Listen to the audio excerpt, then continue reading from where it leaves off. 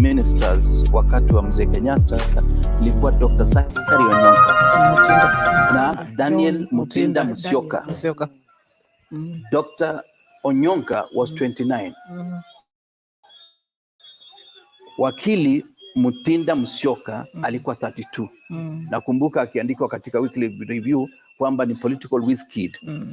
Na tarajia bado hai. Na Musalia 29. Musalia wakati wa Mzee Moi alikuwa 29. Moi mwenyewe akiwa makamu wa rais alikuwa 42. Hii inamaanisha nini? Kwamba serikali ya Kenyatta was the youngest cabinet, lakini walifanya kazi kulingana na ile uongozi ambao Mzee Kenyatta aliwapa. What am I telling President?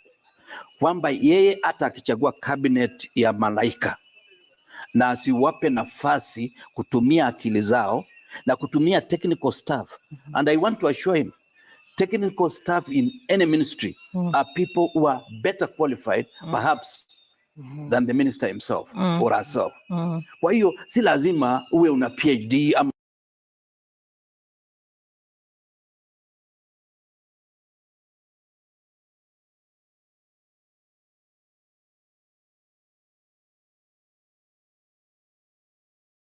uwe na masters.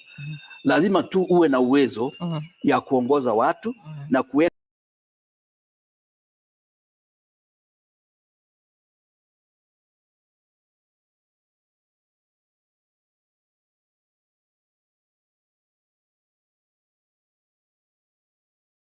lugha moja. Wanafahamu hayo. Ile imetupiliwa mbali, nchi lazima itumie pesa. Na iwezi tumia pesa wabunge wako recess. Hilo ndio inaweza kuwa jambo ile nafaa kuwasumbua sasa hivi. Ndio imetupiliwa mbali. Wataanza kutumia budget gani? 2024 2025. Iko wapi hiyo budget? Na kuna mtu, it's illegal for anybody to have any expenditure before the members of parliament have debated on it. Na wao wako mapumzikoni. What is urgent? What is urgent for now? Ni nini iko urgent? Ni hizi vurugu kama hizi. Unajua kuna ile protest walikuwa nayo ilikuwa nzuri sana, tunaifurahia. Sasa mbona wasiende to the next step of experiencing yenye wamepigania? Kitu ya kwanza, rais aseme kwa wazi, hii imetupiliwa mbali. So what next? In documentation, si kwa mdomo, si kwa interview. Kwa hivyo unahisi kana kwamba vijana hawampatii Rais William Ruto nafasi haswa katika fursa hii kufanya kazi yake? Hata kama ikwe wewe Frida, umeamka leo mtoto amekwambia anataka akunywe chai na mandazi. Unasema hii imenichosha. Umesema umekataa una pesa, lakini umefika mahali umeona mtoto amekuwa msumbufu. Wacha nione vile nitapata hii mandazi nimpe. Umempa hii mandazi.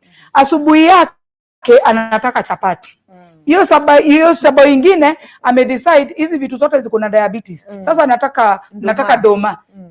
Amefika hapo amesema hii sasa start. You see what are we doing? Ni nini tunafanya ama ni nini tunataka? Mbona tusifuate taratibu? Hii imekuwa rejected. What next? Hii pesa imetolewa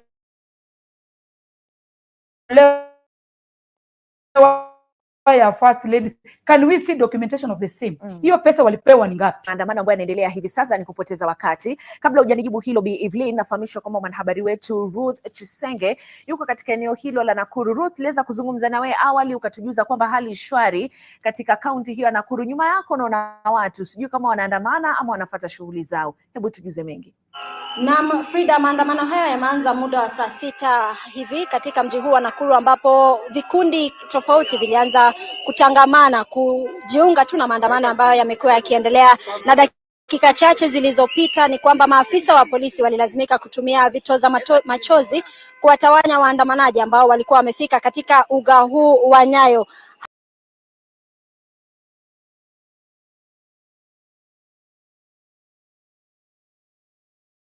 Kuheshimu elimu, sababu hata elimu ana shida na kuheshimu watu ambao wameelimika, na apate roho ya kujua hata wakati anaenda huko nje.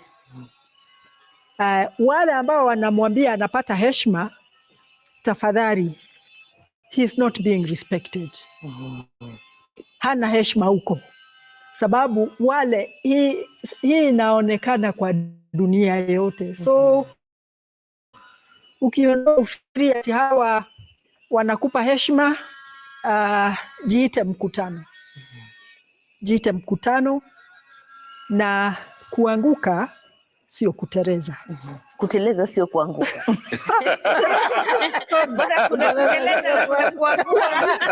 Ameteleza vibaya sana, lakini hajaanguka ile ya yani hawezi kuamka. Ya amke, ajipanguze, aite usaidizi, aitisha usaidizi, na wengi watajitokeza kumsaidia. Mimi namuomba ile Ukristo alikuwa nayo. Alikuwa anaomba mpaka machozi inatoka. Arudie hapo.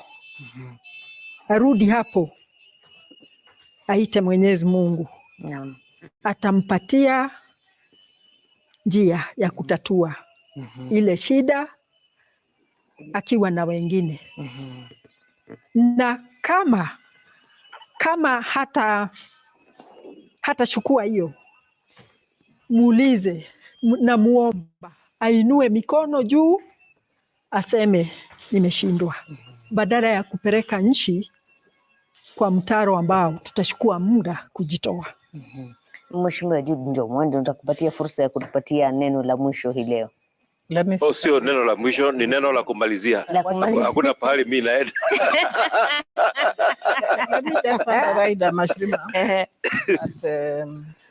Sisi kama wamama tungemwomba rais na deputy wake ambao walichaguliwa pamoja, tuwaone wakitembea pamoja. Hayo ni maombi yetu. We will be asking for too much, lakini tunaomba kwa a lot of humility. This is a nation and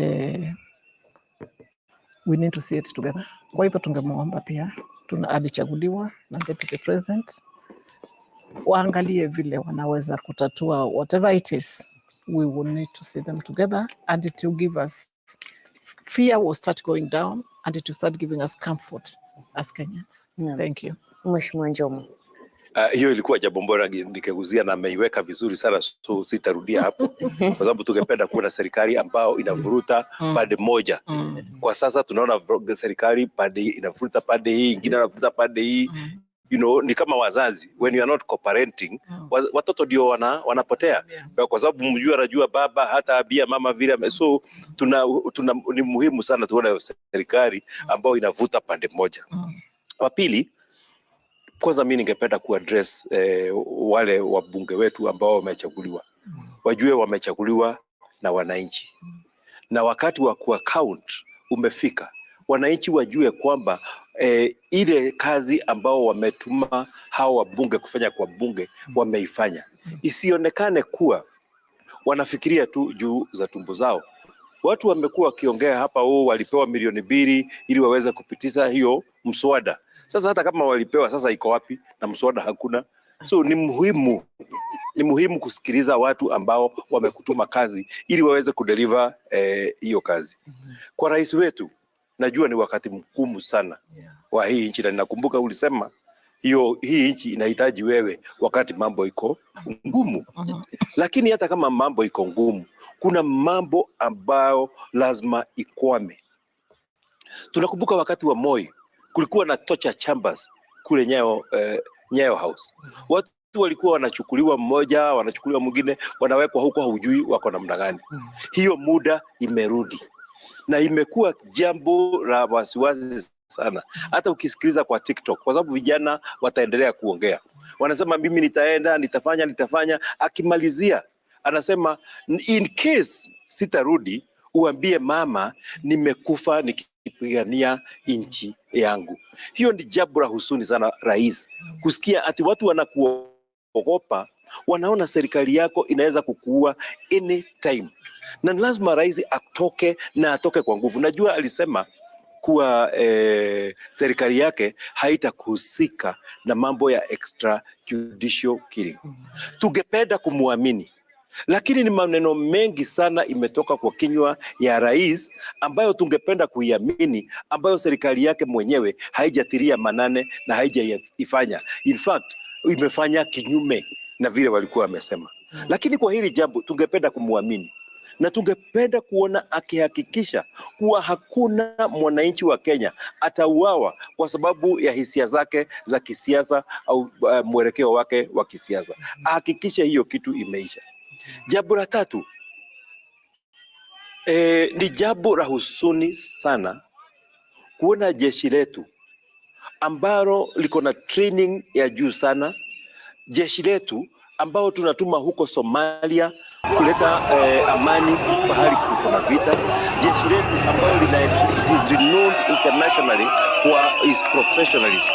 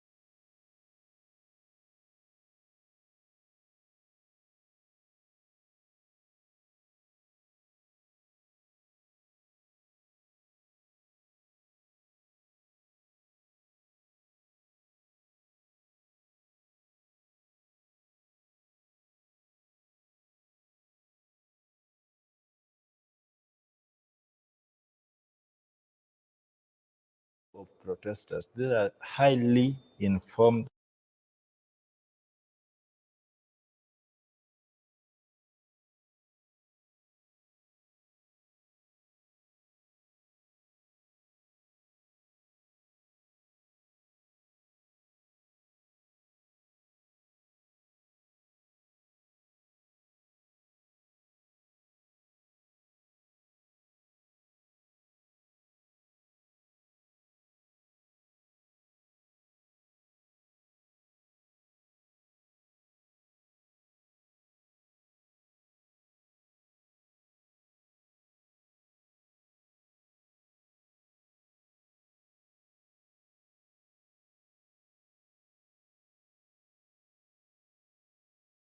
the police on who is a criminal. How do they then investigate criminality in this country? That shows how failed they are. If I have to tell the police that this is Sankara, is a criminal, deal with him.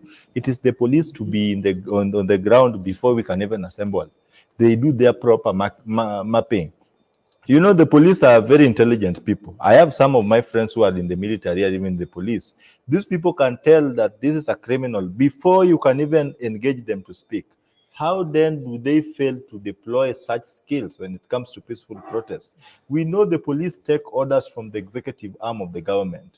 Our current protagonist, as an institution that is the people are now protesting against, it is imperative that the police act independently.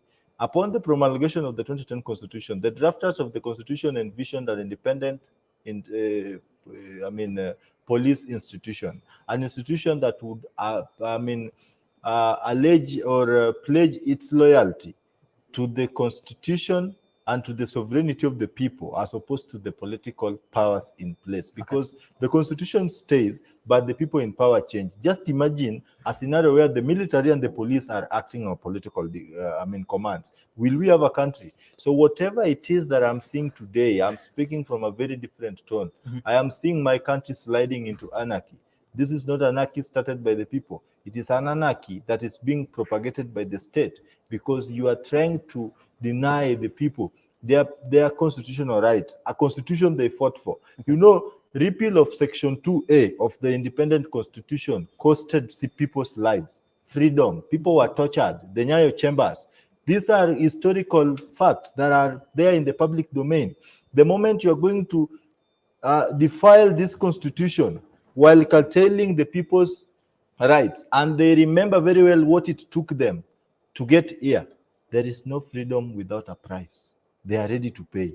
How I wish that the people in power would remember that, would imagine the transiency of power and know that power is transient, but I would say power is transiently transient. It will come and go. Today, Uhuru Kenyatta speaks as the former president. William Ruto was a former deputy president, opposition leader, and an anti-government crusader. Today he's in the government.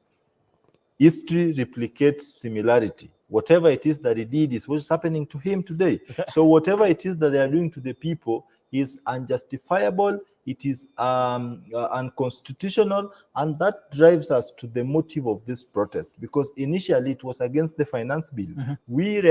We scrutinized the finance bill. I read the report that was tabled in the House. It was 391 documents. I went clause by clause. It is very disrespectful for some MPs to say that we Gen Zs do not understand what we are protesting against. We have not even read it. It is the language, the tone, the arrogancy that the MPs used that actually exacerbated the entire situation. Today, as we are on the streets, we are still speaking of a ballooning wage bill, whereas the salary of the speakers of the two houses has been shifted from 1.8 M to, from 1.2 million to 1.8.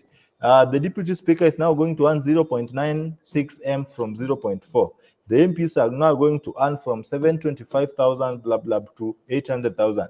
This is coming at a time that we cannot employ GSS teachers. We cannot employ doctors. Do you expect these people to go out of the street? And then look at the language of the presidency and the people in power.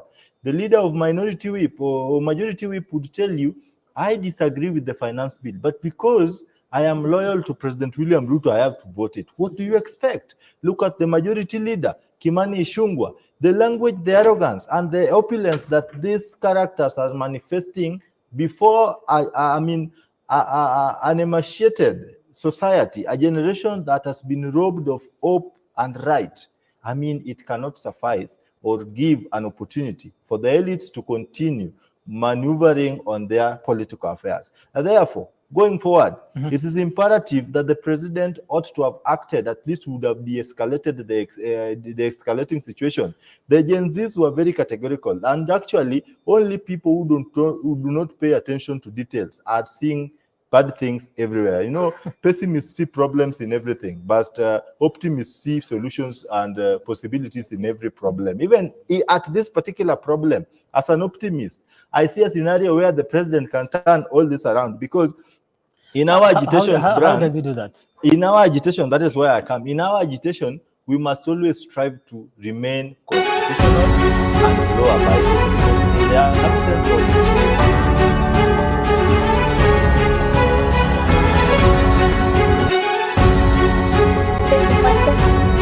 ambapo tuliacha kwamba wanaendelea kukabiliana wakisema kwamba wataendeleza maandamano yao hadi jioni. Kwa sasa tuko katikati mwa jiji la Mombasa, tunafuatilia tu ni hapa yatakayokuwa yanajiri katika mgahawa huu wa Cafe Point.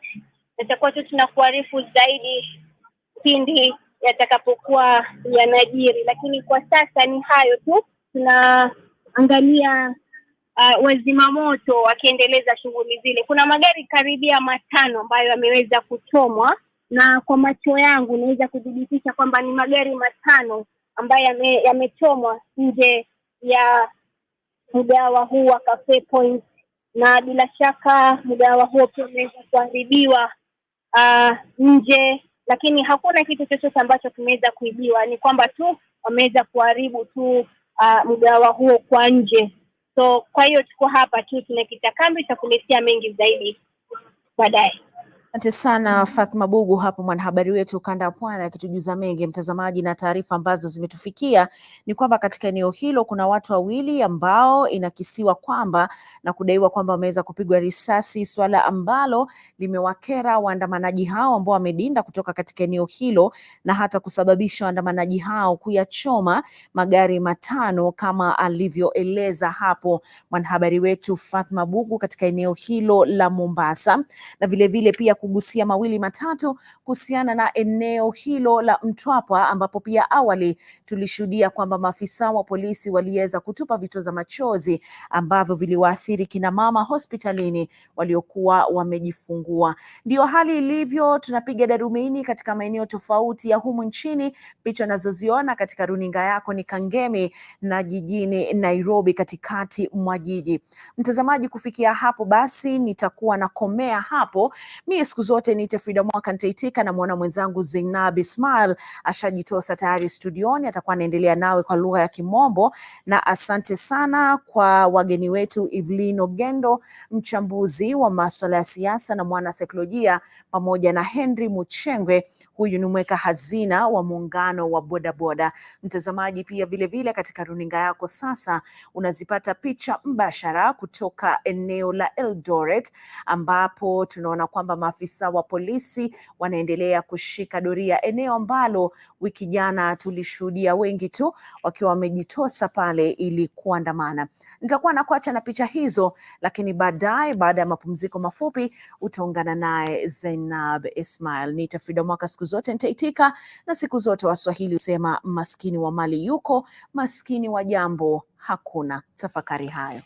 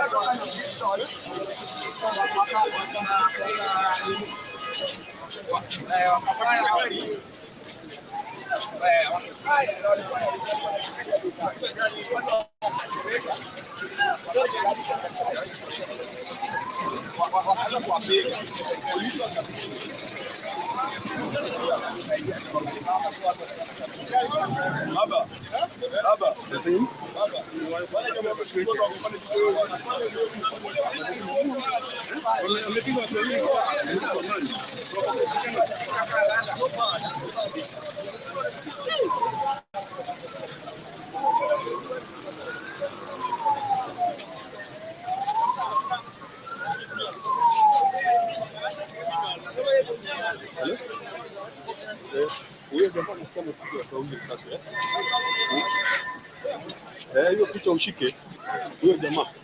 Huyo.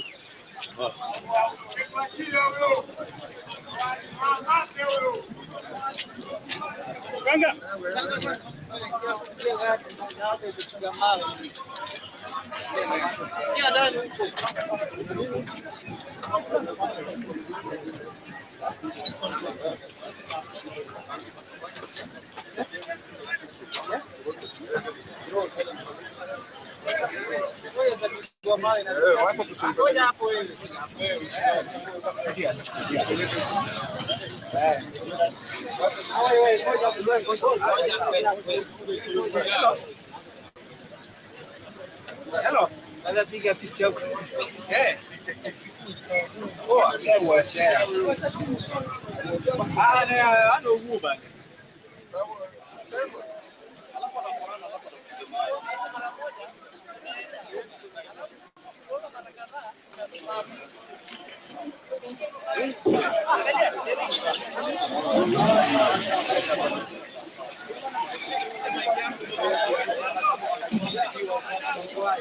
Ni picha yangu kwanza.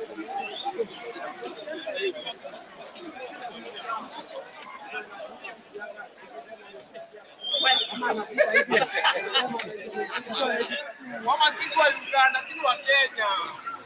Nani Uganda hapa? Mimi si Uganda hapana. Mimi ni Kenya. Natia shida.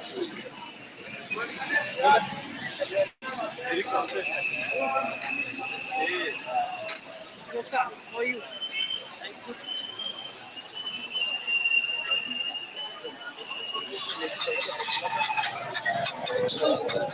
Naona wamenini pale. Wamenini pale. Hello.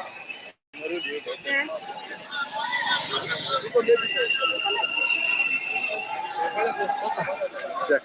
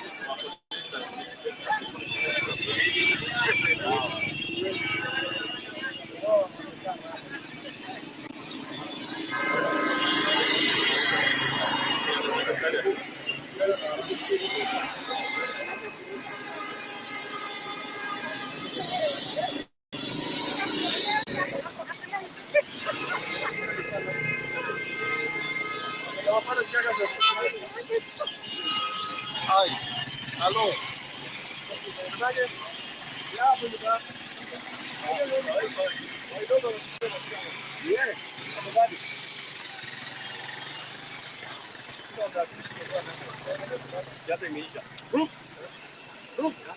Hapa ni mmoja kama maji sasa. Na uko unaniambia nini? Mimi nasubiri hivyo. Hapo baba. Hapo. Kazi huyo hapo. Wewe ndio mwanzo kitu hiyo zake. Mkeni. Sio kwa nini usindo. Sio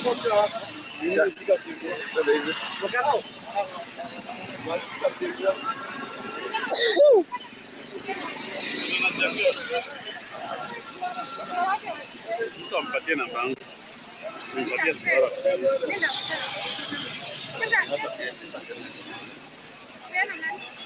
Wewe hapa.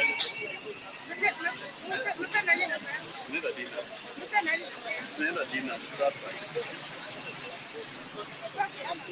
Sijapeana.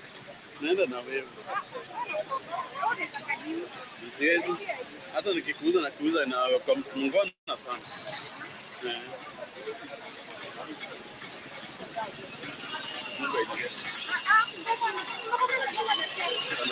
Yao. Happy Friday, go Friday.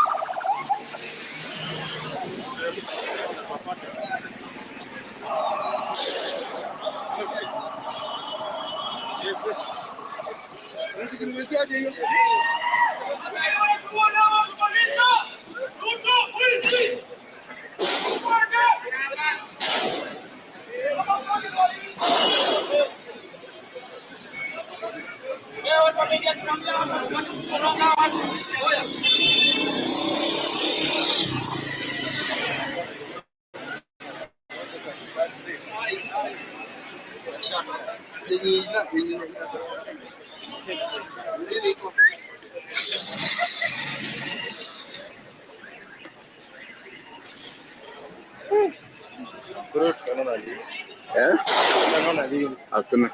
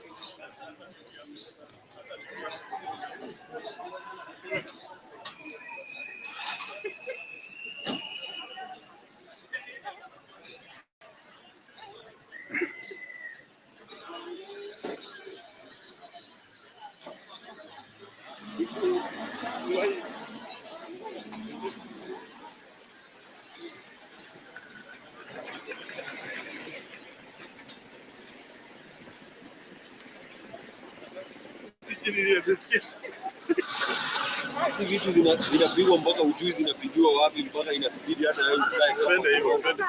Twende hivyo.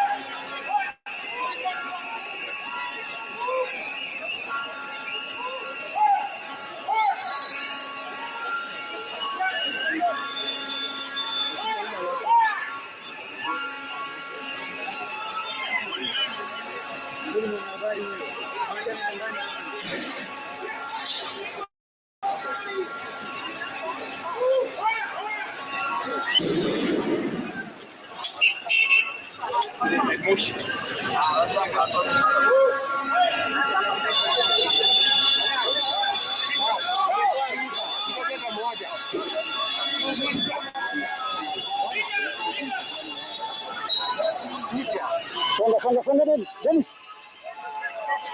Toka hapo wewe nawe.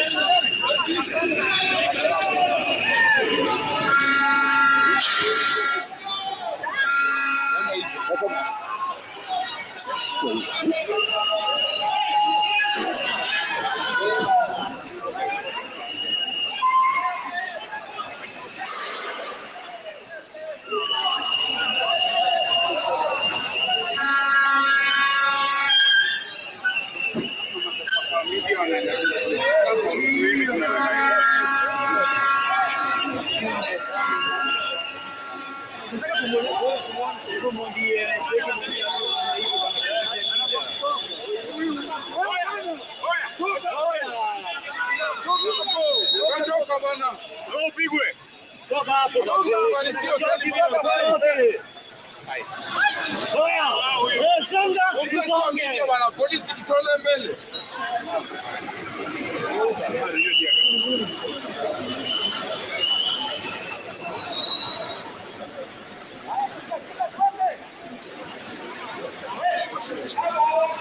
Funga faster.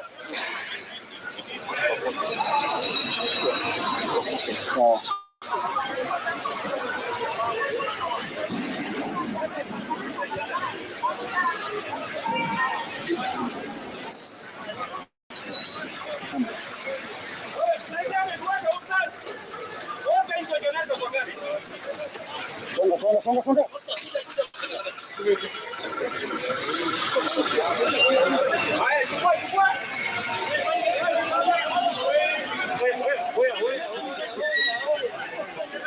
Bro.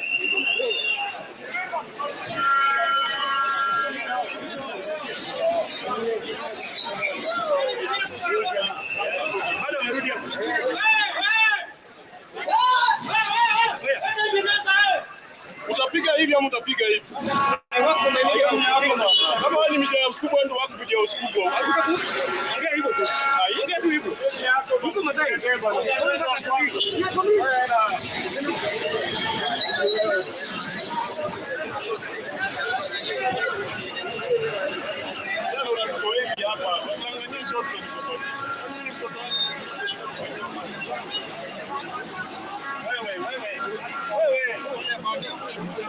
Toka.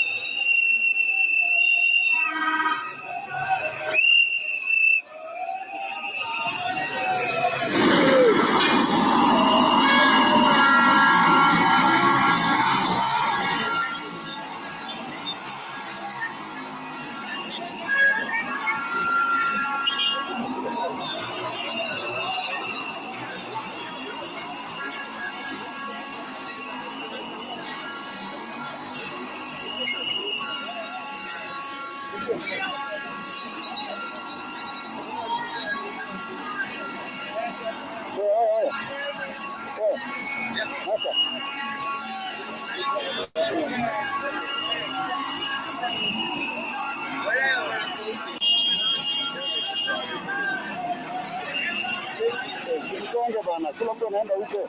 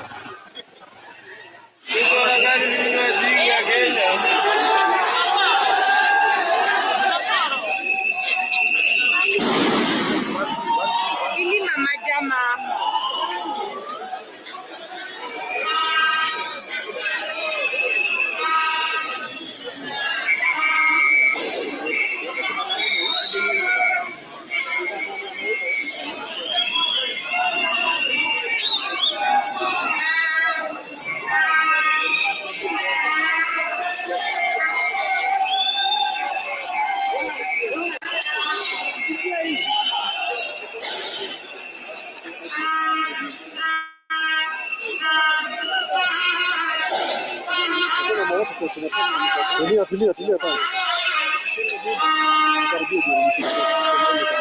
Usitoke, yani rudi nao pole pole. Rudi na shoti pole pole. Unazungukwa.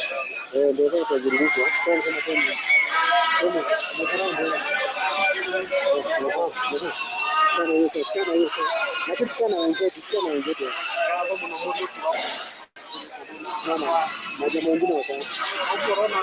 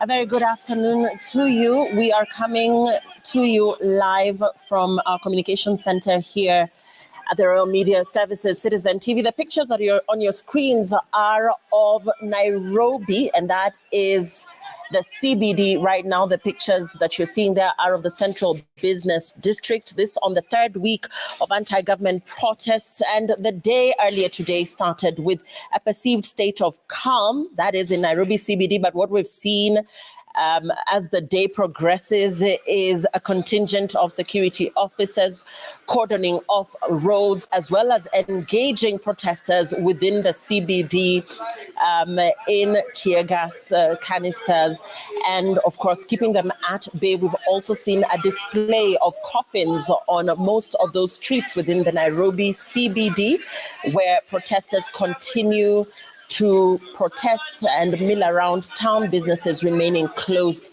for the better part of the day. This being 2 p.m. now, we still are seeing the presence of security officers in roads leading to State House and feeder roads leading to the CBD, forcing motorists to use alternative routes.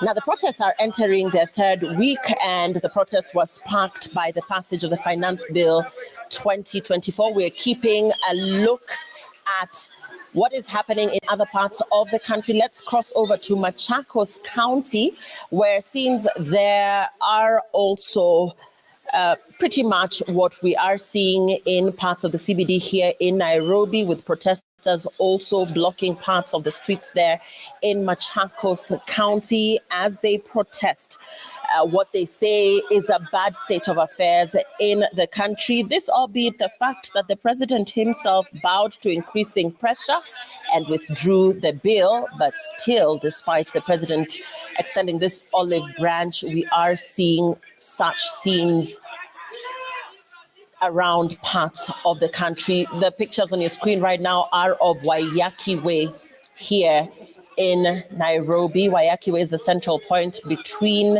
Kangemi and Westlands area of Nairobi, and this is what's happening there. Earlier we saw scenes of protesters hurling stones at security officers who, in retaliation, lobbed tear gas canisters, despite there having been a ruling made against, the use of water cannons as well as rubber bullets against protesters. We are seeing the police under increasing pressure there, where they are trying to keep protesters at bay, and that is what is happening as of now. The Gen Z, of course, has been marshalling support from all Kenyans to show up in solidarity with their cause. And while the unrest may have been sparked by the finance bill, frustrations continue to simmer over the country's economic situation, the country's economic growth, which many feel has failed to keep up with population growth, and the Generation Z now inviting everybody in the country that cares about the state of affairs, particularly the economic state of affairs, to join them and marshal their support and show up in solidarity with their cause. So those are the pictures that we are getting from different parts of the country. Let's listen in.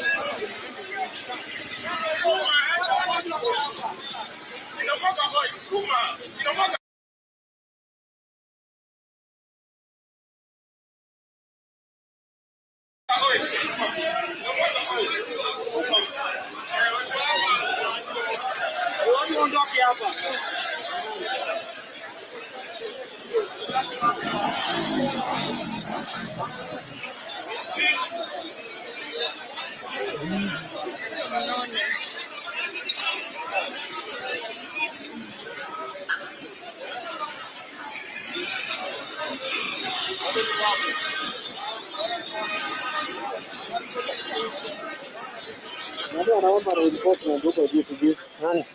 Nataka yule mwenye anatoka hivi. So, kuna tu na je amejeneza katika barabara. Unaona? Pale karibu jivanji. Wamesema jeneza kando ya barabara.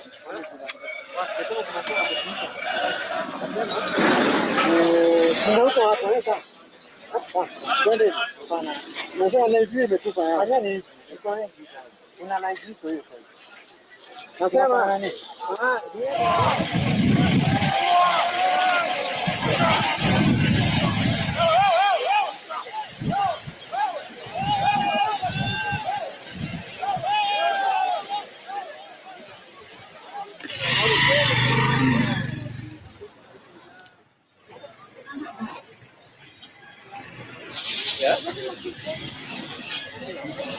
Unless pengine tuzime kwa sababu imekuwa tu sawa tangu asubuhi.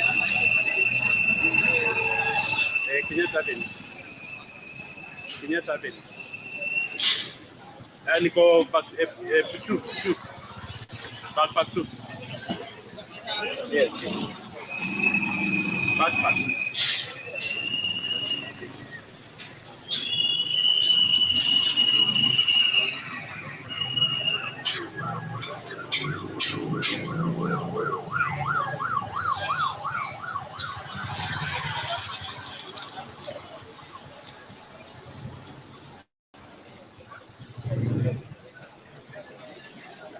Kaje?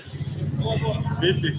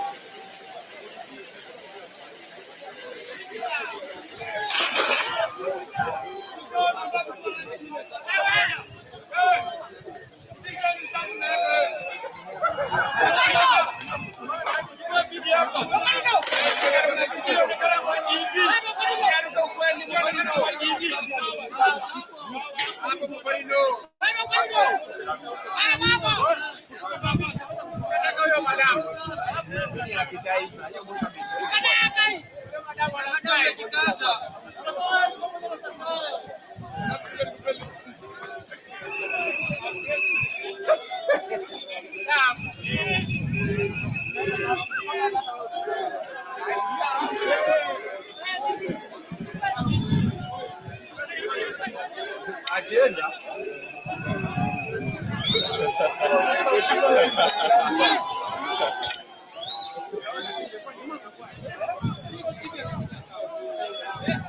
Ayezi. Kwanza kisenda isonge limiti 56 ama ni nini?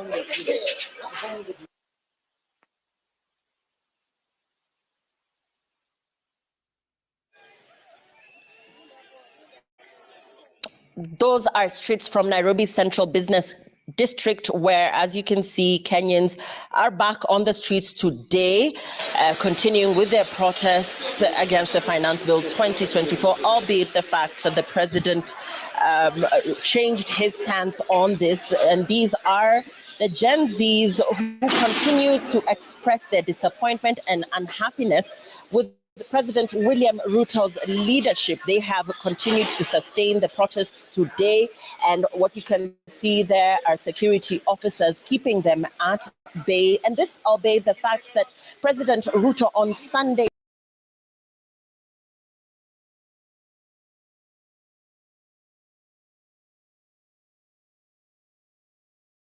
my friend, so that he bribes them. People from Nyawara village, where I come from, will not be in that table. That's the truth. And they are also demonstrating. So what are we saying? The president has to organize a meeting with Kisumu West constituency members. This is the thing. This is in the Nyawara. The reasons as why people are demonstrating, I'd like to believe they're uniform across board, right? Exactly. So what then is the point of holding a meeting in each and every region? If you can just identify the youth of one particular region and say, because you're representing. Let me just respond to this, then you come in. You are asking a good question to the wrong person. If there is no point of doing that, then whoever advised him to convene a 100-member committee ought to have known that before. The president need to have a meeting, if he wants to have a meeting, with each and every person of this country, because he is liable for towards each and every person in this country. Okay. Not 100 people collected. In fact, let me tell you, if we go through with 100 people, you will be surprised. That's what's wrong. You will be surprised that Dennis Itumbi already has the 100 guys. No, that guy is the problem. He has the 100 guys. Okay. I want to release Geoffrey, but before we do that, Geoffrey, your remarks on this, on how we should actually get to conduct this conversation, because you see, my question is, the issues that the youth want addressed cut across board. Okay. The issues that the youth of Nairobi want addressed are the same issues that the youth of Kisumu want addressed, Mombasa and all that. Is it wrong to say now, if you can pick representatives to speak on your behalf, we can actually have that particular conversation, instead of now saying, okay, go to Kisumu, go to Mombasa, go to which particular region, so that all of you get to have the same voice? Because then to some extent it's going to be repetitive. You're telling the president, I want you to fire so-and-so, I want you to fire so-and-so. It becomes a song across board. Well, I think as much as we have uniform issues that cut across the country, we are also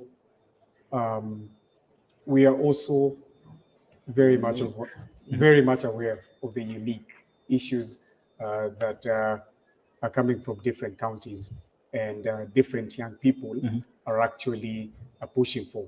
So there's so many reforms when you narrow them down to counties. And so it's very, very important that we have these regional meetings whereby young people from those very specific counties will have the opportunity to actually articulate their issues and present their demands. Okay. We know we have uniform ideas, yes. But number two, there are very specific issues in each and every county. There are very different avenues where the government can actually come in to support young people. So if you go to Kisumu, they'll have different issues from the ones in Mombasa or the ones in Turkana. People in Turkana, young people in Turkana, they do not have an ICT hub. Okay, what will be? Are we talking about the issues affecting the region, or are the issues affecting the nation in general? Let me just finish. Yeah. So you have folks in Turkana demanding for even access to clean water and sanitation facilities within that specific county. You come to Nairobi, we have different issues. We have Okay, I get what you're saying. We have different issues, but what has taken people to the streets? I believe that is a uniform thing. So the things that have taken people to the streets do not call for dialogue. They do not call for the major things that why people are in the streets do not call for dialogue. We have an action plan. He should call a presser conference and tell us that he has scrapped off those officers and he has sent home so and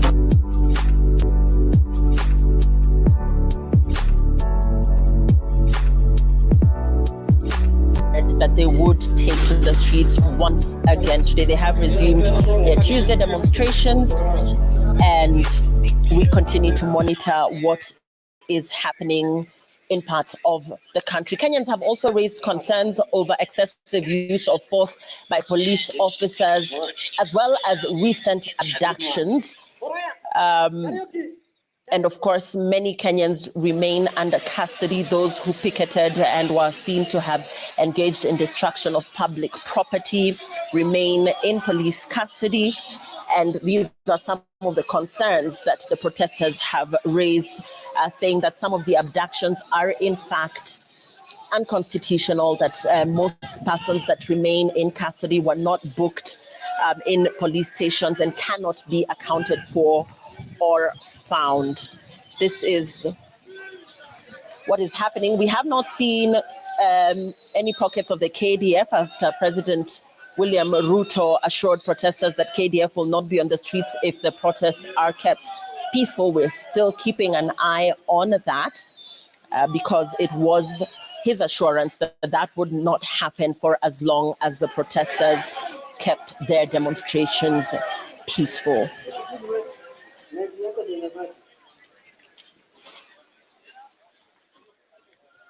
To Wayakiwe and see the situation there. Wayakiwe is right here in Nairobi County, and it is the central point that leads towards Westlands, which also leads to Nairobi Central Business District. It is also the central point that leads to Kangemi, as well as Nakuru County, going towards, of course, other parts of the country, such as Kisumu as well. And this is the central point where we're seeing the roads being cordoned off with protesters taking to that very usually busy highway.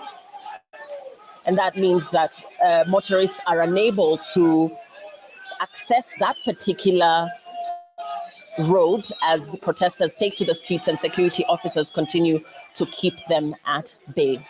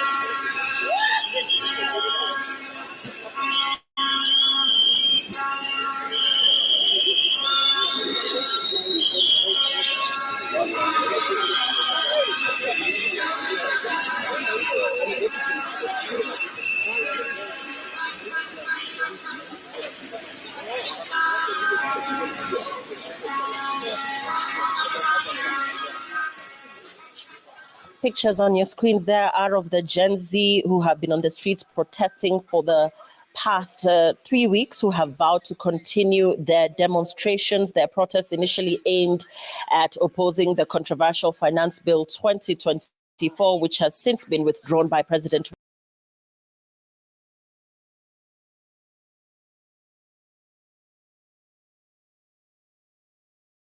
is protesting I reject finance bill at the airport where planes are landing and taking off, people are coming in and going out, and he's not going anywhere around parliament. So just as I'm saying, just as I'm going to be elected by the people of Kisumu East to represent them in 2027,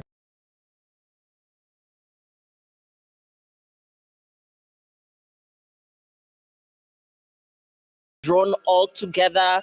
The Gen Z continue to insist that they want several changes in the way things are done in the country. And of course, they continue to make this very evident by continuing their concerted efforts and move towards protesting every other Tuesday and Thursday. And through their numerous online platforms, they continue to vow to continue their picketing against what they see and describe as rampant corruption, poor governance, and unfulfilled promises by the government of the day. The hashtag being Occupy CBD Tuesday, they called on everyone to come out and join the nationwide strikes. We've brought you pictures from different parts of the country, Machakos County, Mombasa County, and other parts of the country. Basically, you know, Kenyans from all walks of life, from different ages, taking to the streets, where they continue to protest amid an olive branch extended to them by President William Ruto, who has since invited them for a dialogue to address their issues. Now, this dialogue is supposed to take place this coming Thursday, but from the look of things, it has done little to stop the concerted efforts of the Gen Zs and other Kenyans from different walks of life to take to the streets and protest. Heavy security presence in parts of the central business district as police keep protesters at bay. And this, of course, coming in the wake of youth who many have described as having no known leader, protesters who insist that they are partyless, protesters who insist that they are tribeless as well, but who are coming together with one common voice, which is the state of the nation and their displeasure at how the current government is running affairs in the country. The Gen Z have also decried the deaths of protesters who they say met their death under the wrath of police officers during the protests. They have also decried what they describe as illegal arrests. We've also seen Kenyans living in other parts of the world, Kenyans in diaspora, Washington, D.C., over the weekend, rejecting President Ruto's plans to engage the public through the National Multisectoral Forum. There's also been demands from diaspora for the immediate release of all those arrested during the nationwide protests. And as the Gen Z continue to take to the streets, the Nairobi business community also raising concerns over lootings and over their businesses remaining closed on two very critical weekdays and business days for them. They say they have suffered losses over the past 2 weeks of protests against the finance bill. The school calendar also seemingly affected, with most private schools remaining closed on Tuesdays and Thursdays. And now we are going to be crossing over to listen to the sentiments of Raila Odinga, who is speaking as of now. Let's listen into that. But before that, again, just to continue with our coverage, we'll be bringing you live updates from different parts of the country. Let's listen into what Azimio leader Raila Odinga has to say. The Central Committee of the party has this morning held a meeting to deliberate on the ongoing crisis in Kenya. This meeting is happening at a most difficult time for our country, given all that has happened in the last few weeks. We are acutely aware that many families are still in mourning, having lost their loved ones, with civil society groups estimating that over 30 young Kenyans fell to the regime bullets in the course of the street protests. Many of these families are yet to bury these victims. On behalf of the entire ODM party, the Central Committee extends its deepest condolences to all those who have lost their loved ones and pray that God will comfort them in this time of tragedy. We also know that many were injured and some are still in hospital. We wish all of them quick recovery. We are in awe of the Kenyan youth who, through their unity of purpose, have stood with their fallen colleagues and raised vast sums of money in very short times to pay hospital bills for the injured. As a mass movement that has been on this journey of true liberation for a long time, we know how difficult it is to achieve some of the things that we have seen you do. You have absolutely earned our respect as a party, and we salute you. As believers in the right to peaceful protest as enshrined under Article 37, we condemn in the strongest terms possible the abuse of police power in the deployment of violent suppression techniques on innocent and armed protesters. Our position is that no one has to die in exercise of the rights under Article 37. We further condemn the ongoing arbitrary abductions of innocent Kenyans who are carted away in the most violent and inhumane manner and held incommunicado for days. As we speak, the reports are that upwards of 50 individuals have been illegally abducted and their whereabouts remain unknown. To make it worse, it is clear that no one in government is ready to take responsibility, to render an apology, or to make amends. The head of state himself has tried to distance his regime from these killings, injuries, and abductions, instead conjuring up theories when everyone can see the blood on his hands. We have the most callous, insensitive, and obtuse regime in the history of Kenya. It is no wonder that chants of Ruto must go are ringing out all across our land. Government must never abdicate its responsibility to protect life and the property of its citizens. And if it does, as Ruto has done, it deserves to go. As a party that was founded on the tenets of social justice, we shall walk the journey of bringing about justice and accountability for all of the regime's crimes since they took power. We stand with the people in their quest to liberate themselves politically, socially, and economically.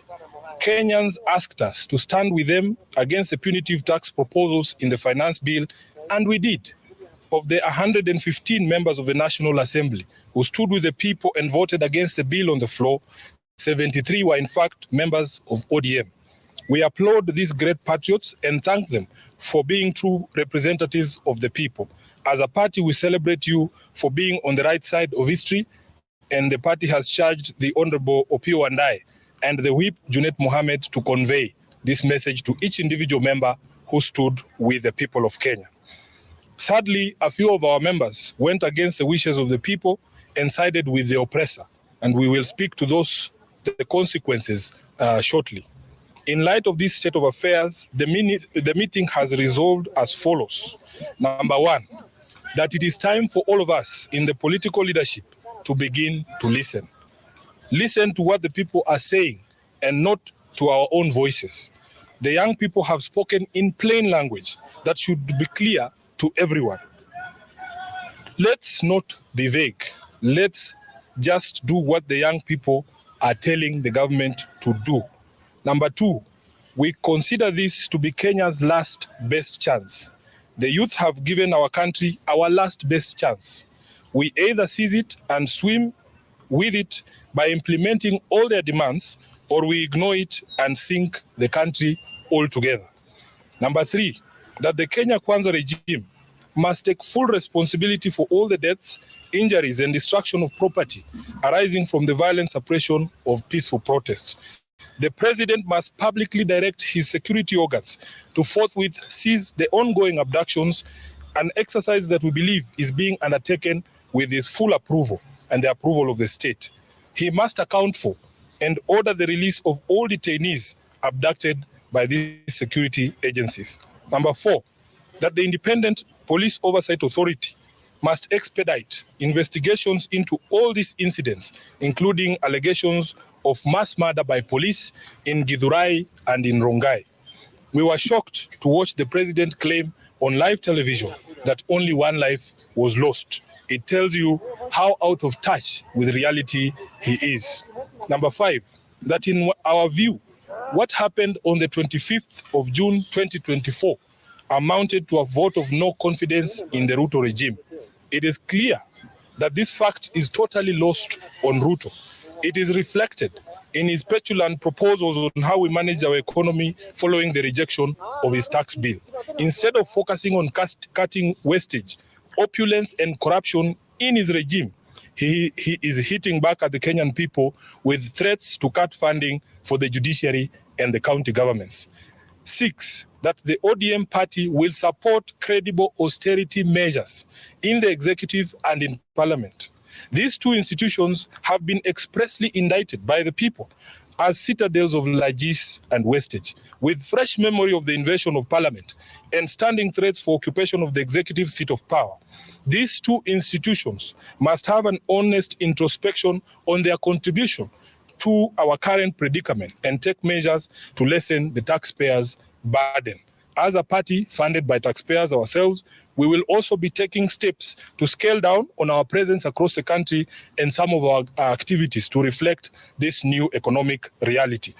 Lastly, that ODM shall initiate and lead recall processes in the following constituencies in light of the current office holders' repeated violation of their sacred oath and the wishes of their electorate. Number 1, Game constituency. Number 2, Bondo constituency. Number 3, Navaholo constituency. Number 4, Kajiado Central. Number 5, Ikolomani. And lastly, Suba South in Homa Bay. Thank you. That is the end of the statement.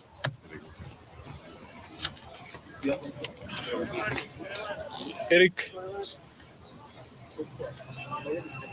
Jeff, yes, sorry.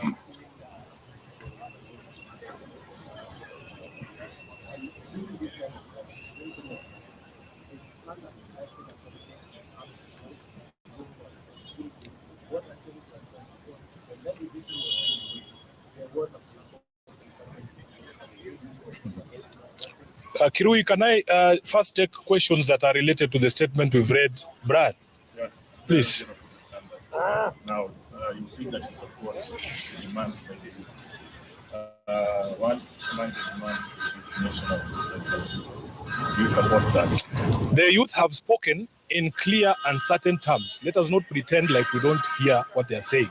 You have heard it, we have heard it, Ruto has heard it. Next question.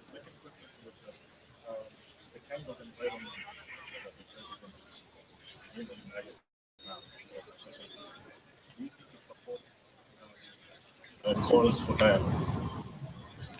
No, because nobody believes what the president is saying. His actions and words are totally different. And what we have called for in our statement, first of all, is he must publicly speak to his police, publicly, and tell them that he knows what they are doing and Kenyans have asked that he stop. So if he doesn't stop that, really, there is really nothing to discuss. Many of the people he's looking for to have a discussion with are actually in custody. Yes, Luke. Some 5 constituencies that you are going to 6. 6. Yes. How did you arrive at 5? Yes, the criteria was very simple. In our statement, we have said repeat offenders. Those who voted against the wishes of the people in 2023 and again did it in 2024 because there are a few who met their Damascus moments this year.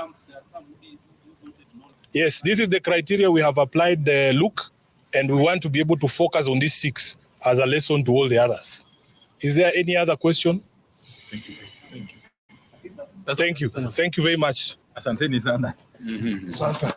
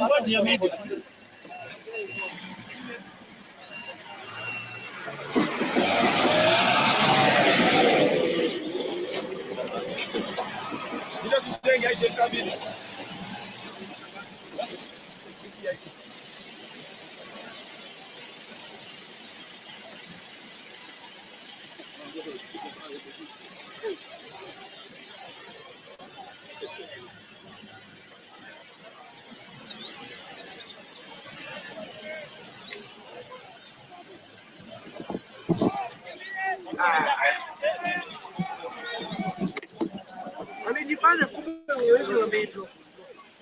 Kumbe ulikuwa umeshatoa kamera. Serious? Ulikuwa umeshatoa kamera? Mimi nilitoa kamera. Ni mimi nilitoa. Hiyo weight yote ilienda na tripod.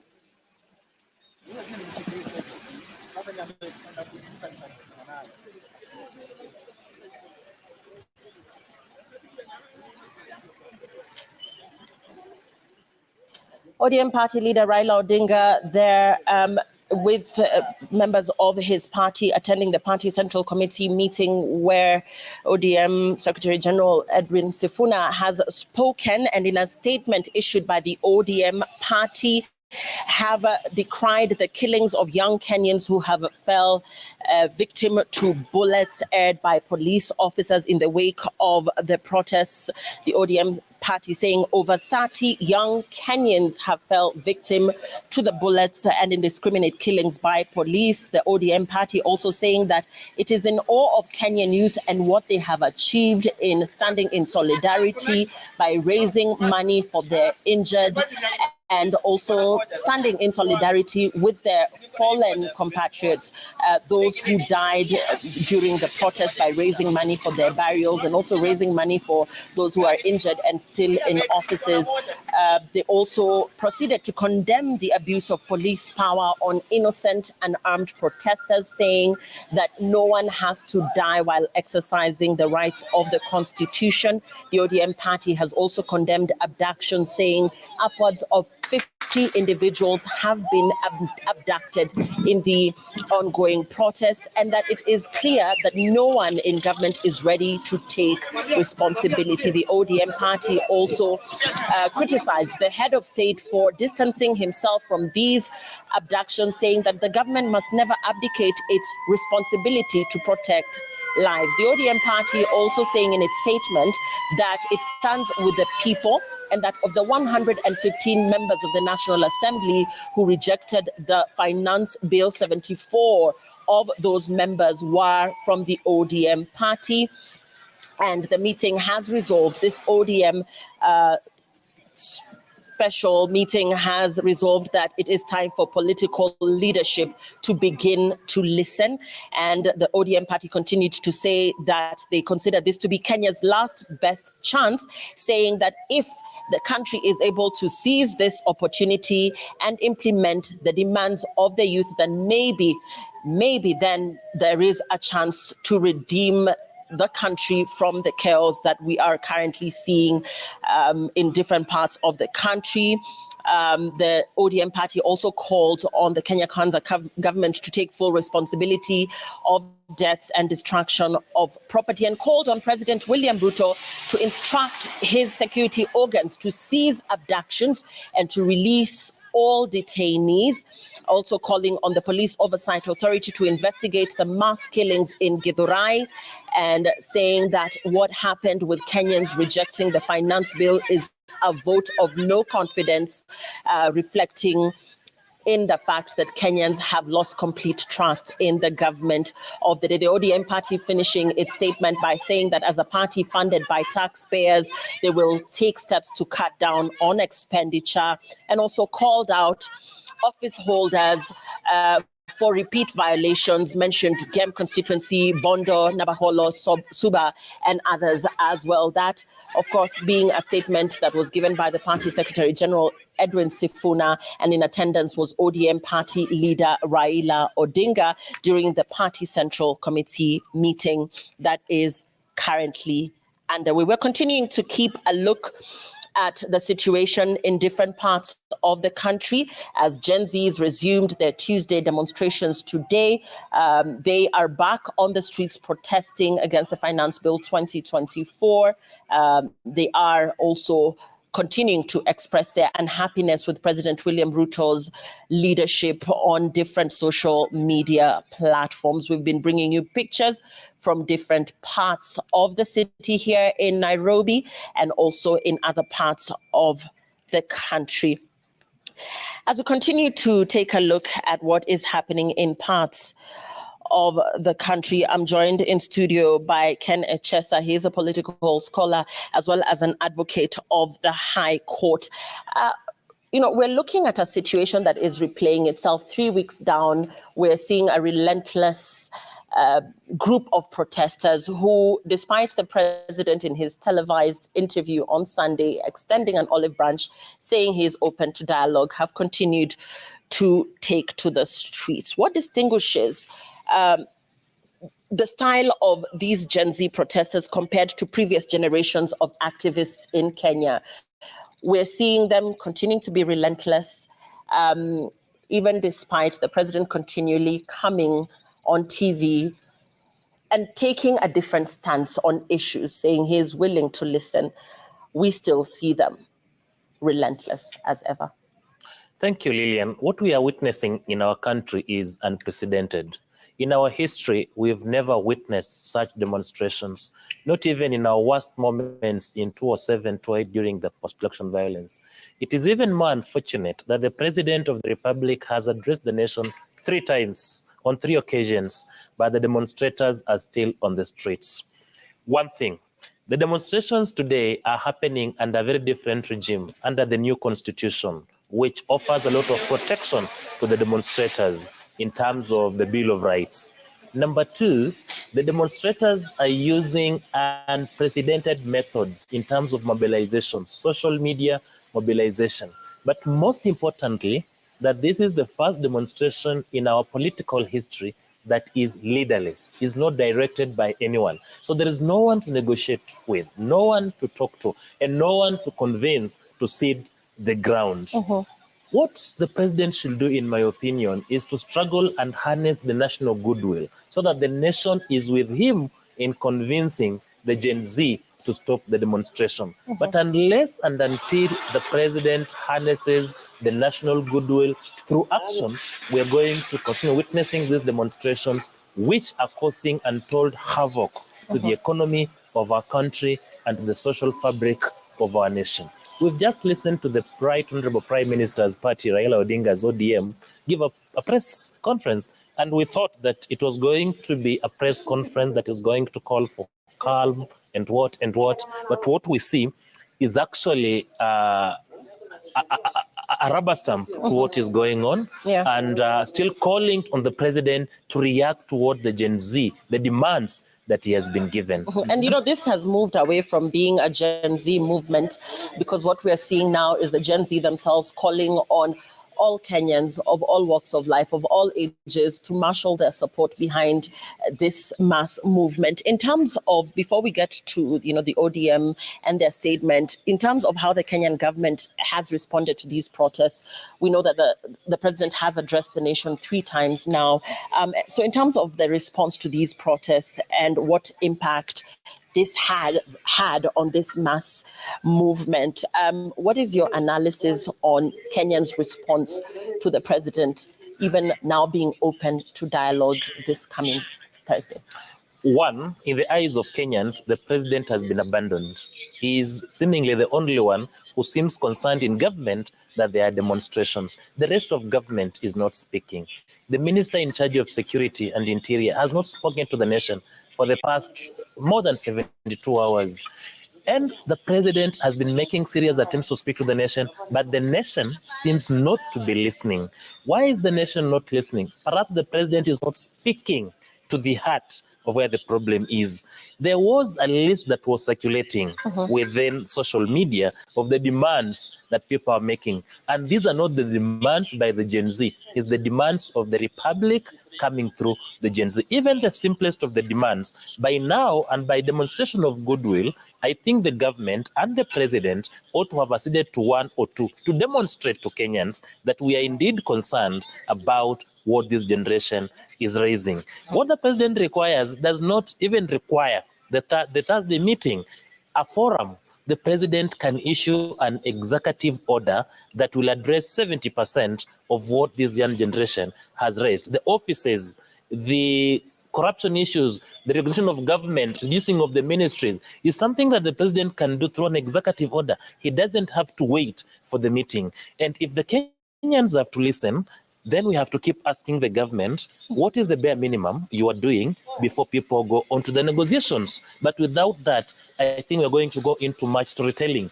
We have meetings that are being planned, but I think the government is also getting it wrong. If you go on space as the head of state and as a government, how many Kenyans are on Twitter? You're going to speak to a different group from the people on the streets. Will the president target the people now on the Wayek Way demonstrating on the CBD? Some of them have no phones. Those who have phones, perhaps they're not smartphones. Those with smartphones have no bundles. So what is your target audience? Yeah, and talking about target audience, I want us to go back to the altering of the public discourse around governance and accountability in Kenya. The X space being one of the ways that the president has said he is open to engaging with the people who are obviously really making their opinions known and seen on these social media platforms. But in terms of you saying that this would leave out a significant chunk in terms of public discourse, we're talking about religious institutions, we're talking about many other interested parties that might perhaps not find an opportunity to voice their opinions here. What would be the best way forward, now that you say that perhaps the X space might not be the best avenue to, find a way forward? One, the president needs to start by demonstrating goodwill, the general goodwill, by doing the bare minimum. If there are issues of corruption in government, the president has the power to hire and the fire. Let him do that. If there are things he can do without necessarily getting approval of institutions, let him do that. And secondly, he has to break the audience into some targeted groups. If you want to meet the youthful people, go to the social media. If you want to meet the churches, go to NCCK. If you want to meet the media, talk to the media. If you want to meet the religious community, the business community, go to different business communities. And he must release his government to deal with this issue. The government, the public is wide. He may not be able to address all the issues as the head of state. He must first bring his government together, and he must ensure that the whole of government approach is involved in solving this crisis. For instance, we have people who listened to him on Sunday, but how many people are able to watch the mainstream media that he was speaking to?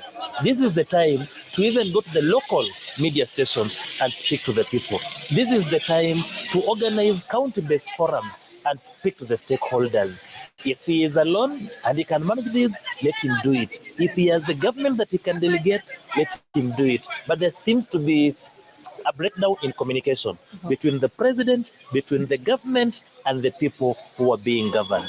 And that is why, as he speaks, nobody seems to be listening. And that tells him he has to change the approach of engaging Kenyans. Nobody seems to be listening, but do you believe that this wave of activism could lead to substantial changes in government policy?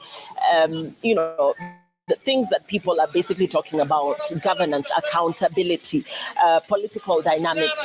Do you think that we will see a shift by taking to the streets and by continuing to say what you're saying is not enough? We're still not hearing you. You're still not hearing us. With this very aggressive and continuing wave of activism, are we likely to see any substantial change?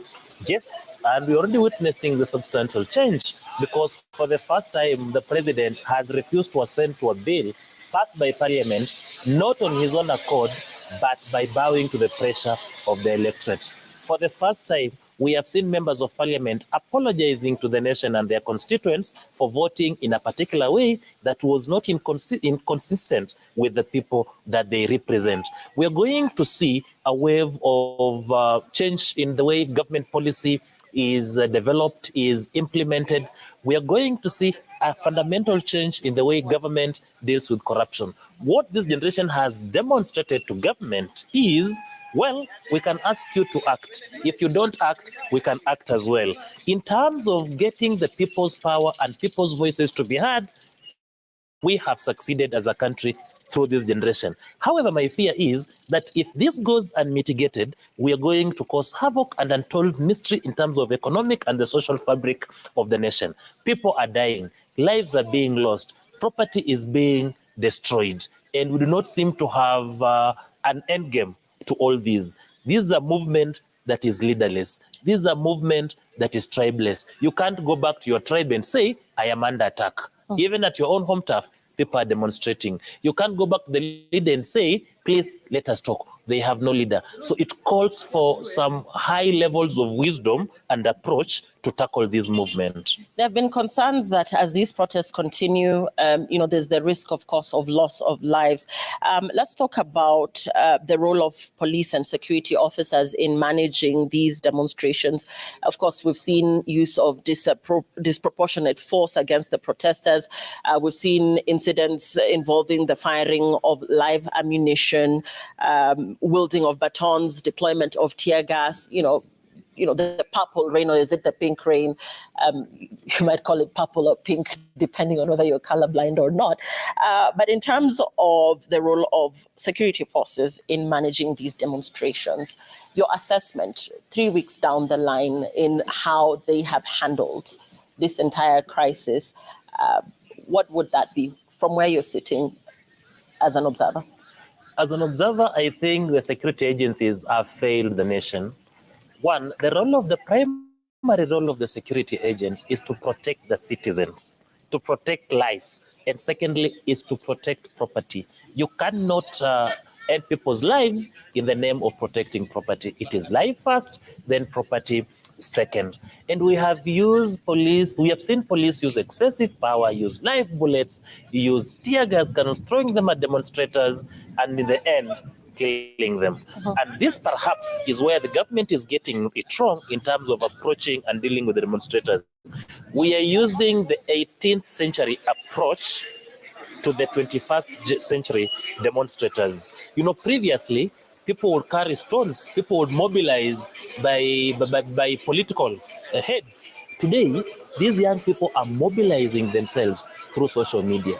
They are releasing placards and leaflets on social media, telling them tomorrow we're occupying parliament, we're occupying CBD, and so forth. But the police are still deploying the same mechanism they used 2-3 years ago to quell demonstrators demonstrating today. Previously, they have been targeting the leaders. Today, they have no leader to get to target. And therefore, the first approach is let us educate the police on the best approach to dealing with the 21st century demonstrations, especially the Gen Z demonstrations. 2, 3, 4 days ago, a judge sitting in Malindi issued an order restraining the police officers from using tear gas, live bullets, and rubber bullets. What we are witnessing on our screens are the policemen using tear gas and doing everything that the judgment spoke against. And when the president spoke to the nation, he committed to rule or to stand with the rule of law. He kept speaking to the rule of law.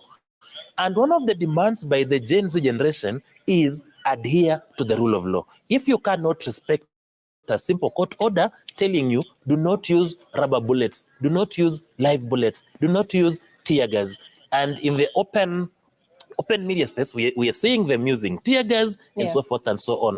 Where is the goodwill? But Ken, we did see there from pictures in Kangemi, while these protests started off as being largely peaceful, they seem to have taken a life of their own. And we must admit and accept that there are people who take advantage of such protests, criminals, petty, looters and robbers and what have you. So while the police, might argue on their own that they're ready to escort and provide security to the protesters, we have seen elements of persons that have taken advantage of these protests and actually thrown, stones and hurled stones at the security organs that are on the ground. In such a situation, how then would the police, be expected to? That is quite sad. It's quite sad. And the demonstrators, people on the streets should know that they are protected by law. But they lose that protection immediately they turn violent or they arm themselves. The police is allowed to use reasonable force when he is endangered, when his life is in danger. And by throwing stones, you actually send a message that we are trying to endanger your life. If we get to you, we can do something else. However, this should be isolated cases. I do not believe that all demonstrators throughout the country are throwing stone and are using force. In the CBD, during the morning hours, people were very peaceful, even those who had not come to CBD with the intention to demonstrate. But we saw police dispersing them. And therefore, the police can also be very provocative to the demonstrators, just like the demonstrators can be very provocative to the police. We call upon both groups, the police officers and the demonstrators, to exercise restraint and do whatever they're doing within the confines of the law. Yeah. And, we also know that hundreds of demonstrators, perhaps not hundreds, but even from this ODM statement right now, according to the numbers that they're giving, is that apart from over 30 young Kenyans losing their lives, there are many more, upwards of 50 persons that have been reported missing or that have been abducted. So, without knowing, where they have gotten these numbers from, or where they lay claim to these numbers, we do know that there are, in fact, people who have reported their loved ones missing. They could either have been arrested or, they might have lost their lives and are still unaccounted for. So in terms of these illegal arrests or detention, and of course, we're also talking about persons that have sustained injuries. Let's first of all begin with the illegal arrests or detentions under the law.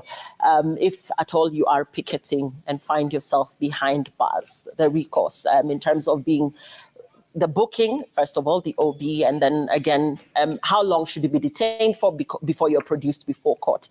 Because the concern is that a lot of these people have not even been legal, have not been booked in most of these police stations, and therefore nobody knows where they are. That is an illegality, and in fact, the right to the writ of habeas corpus. Habeas corpus is a legal Latin term to mean produce the body whenever you're asked to produce. That is a right that is not limited by law. And once the police arrest you, they must do the honorable thing of identifying themselves, informing you that they are police officers on duty, informing you of the reason of arrest, and upon arrival at the police station, they need to book you and give you an OB number. This OB number must be brought to closure and you are released. And if you're not released within 24 hours, you must be produced before a court of competent jurisdiction. Even if they have not established a case against you, they are allowed by law to produce you before court and ask the court for an extension of time to continue holding you so that they can prepare the case against you. In this case, we've seen people who were abducted from their houses, from the streets. They have neither been booked in the occurrence book at the police stations, nor have they been produced before courts. And we saw the Chief Justice directing courts to sit even at odd hours to determine the applications for habeas corpus, which means the applications arising out of the abductions. And for the first time, we saw a court in Naivasha sit on a Sunday to address or to review the issue of the bond bail application that had been denied by the lower court. It's therefore illegal and unconstitutional to hold on to someone beyond 24 hours unless at the lapse of the 24 hours, it is either on a weekend or a public holiday when the court is not sitting. And of course, we had the ODM party in its statement talking about the police oversight authority, calling on them to investigate, the quote-unquote mass killings, what was observed in Githurai, which, of course, the president, not the president, but the government in itself continues to remain mum about, because we have not yet had a clear word on what exactly happened there.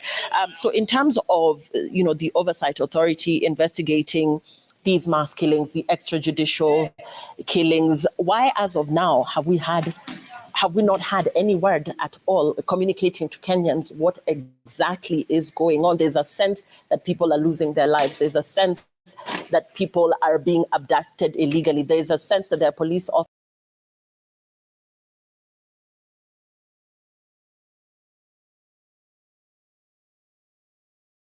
I was talking about the issue to do with representation, especially when it comes to members of the National Assembly. And we are in the process of recalling that. And I want us to exhaust that first before we get into where the mistakes were done when it comes to appointment in different particular ministries that we are now looking at and saying, by the way, we need to cut on these ones. And some of the people that you put in office are not very effective on some of the mandate that they're supposed to be doing. Let's focus on recalling these members of parliament, because that is where Kenyans feel like they were really, really let down, especially with the arrogance that you're actually putting out. When you speak to youth and when you lead these particular movements of youth and when you oppose the government, when we start the process of recall, where do we start from? You know, recalling members of parliament, it doesn't need any direction. The constitution is very clear. It has given us this mandate to recall them after, I think, 2 years. Yes. After 2 years.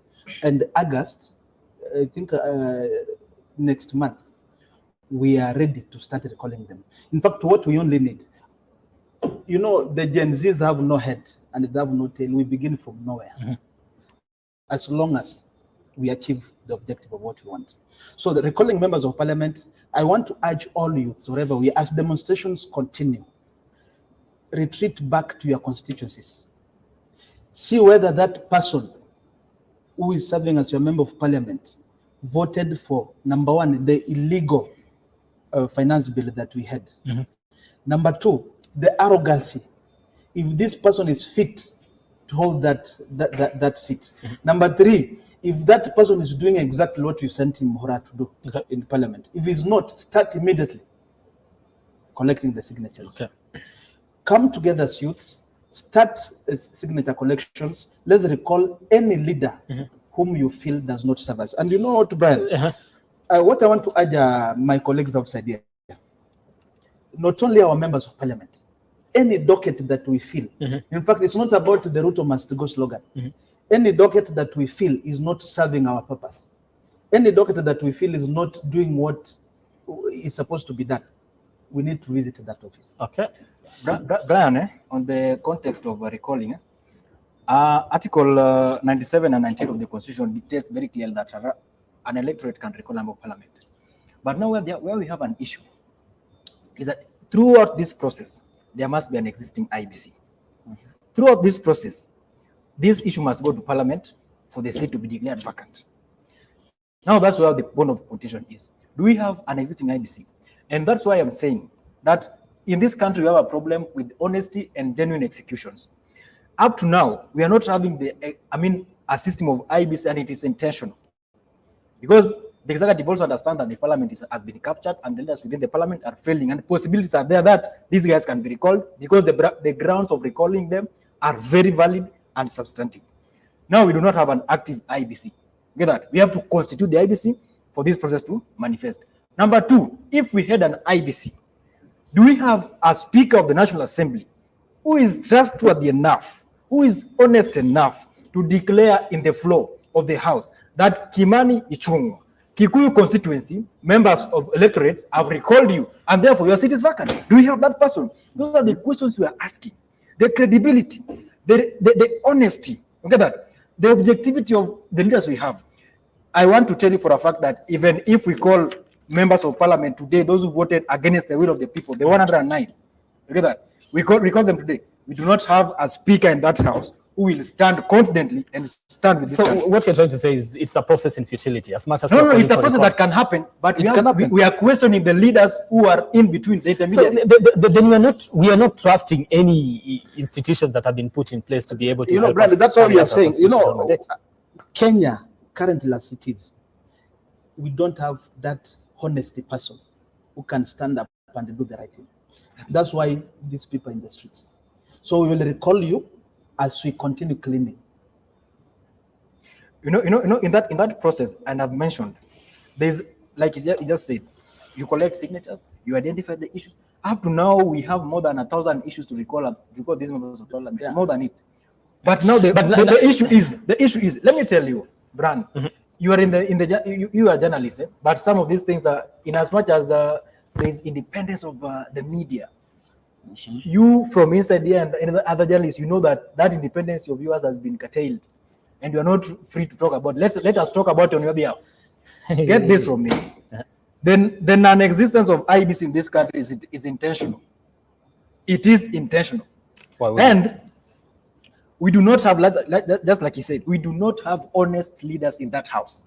That house is a house at test, and it's a house of Okay, question. so Kenbabu, my question is this. We want to do the process of recalling, right? Okay. But now we are not trusting the institutions that have been put in place to help us, carry out that particular exercise to the end. We're like, we will collect signatures, yes. But when it comes to a point where the speaker gets to announce that members of your constituency have actually recalled you, that now we want to declare your seat vacant. Okay. You don't trust that is a possibility. not trust the guy on the seat. So then why are we that's why we are saying. Why should we start? Just a moment. Why should Sankara start the process of recalling them? Let us not first of all put a blind eye on the wave that is outside here.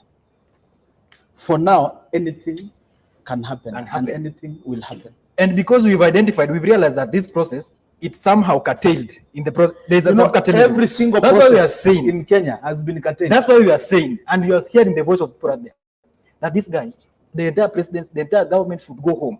The president has the power to wake up and say that we are disbanding this government. So, Brian, let's go in on the recall. This is a better said than done practice in the Kenyan political arena. Due to the procedural technicalities that are raised by the political class. As far as recall is concerned, it is not a huge process though, but the politicians in place are making it very difficult because under Article 104, in reference or as quoted with Article 97 and 98, they acknowledge the authority of the people to recall a legislator. But now let us speak of the process. The process first initiates or begins with IBC. The recall stages, the petitioner, who is a registered voter, is to collect signatures from at least 30% of the registered voters in that constituency. And the signatures must include at least 15% of voters in at least half of the wards in the constituency. So that is process one. The second process, the petitioner submits the collected signatures to the IBC. During submission, and petition has been submitted a list of grounds of impeachment. On the grounds, we have gross misconduct, violation of the constitution, an electoral offense, blah blah. They form 4 grounds, or 3 or the 4 grounds that constitute the removal of an MP from office. The IBC will then verify and validate the signatures. If the petition meets the threshold, the electoral body will notify the MP, who will later be accorded an opportunity to respond. It is a trial because you must be accorded the right to fair trial.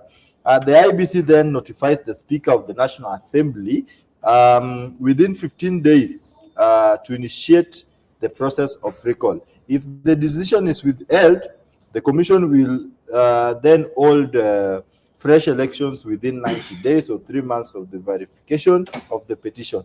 Back to your question. The process is elaborate. I have talked of the technical. I've said that this is a hard nut to crack in Kenya.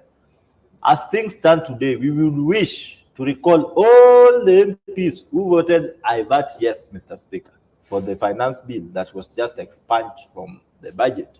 But now when I, as a registered voter, because I know after on 15th of August or so, I am going to lead the people of Kisumu East in collecting signatures against one Mr. Shakil Shabir. Where will I take them to? Where is the IBC? So the constitutional crisis that has been created by hijacking of the process is unconstitutional. The IBC is there. It is the representation that is not there. Because an IBC is not a creation of a political process.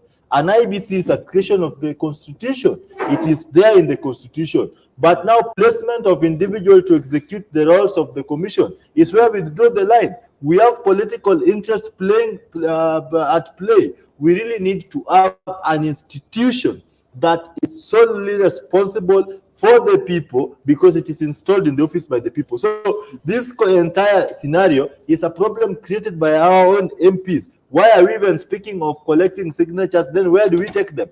So on grounds that are currently justifiable, as we see them in the country, we can send the entire 13th parliament or so home.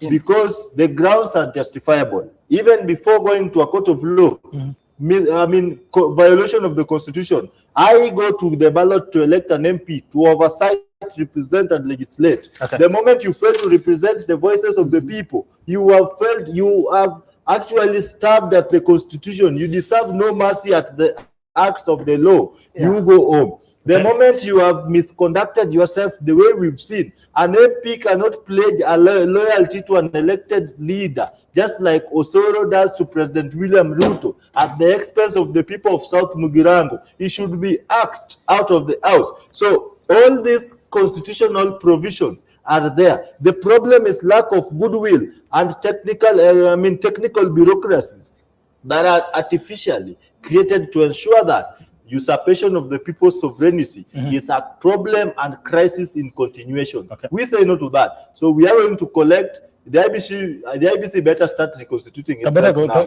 because we are going to recall everyone. Better constituency has already started the process, and it is looking at close to 6,000 registered voters. I think people have not understood the hunger outside. Why all this hunger from these people? It's not only about the basic commodities. It's not about only the unemployment. They said it's beyond financial. The constitutional processes in Kenya have never been obeyed at all.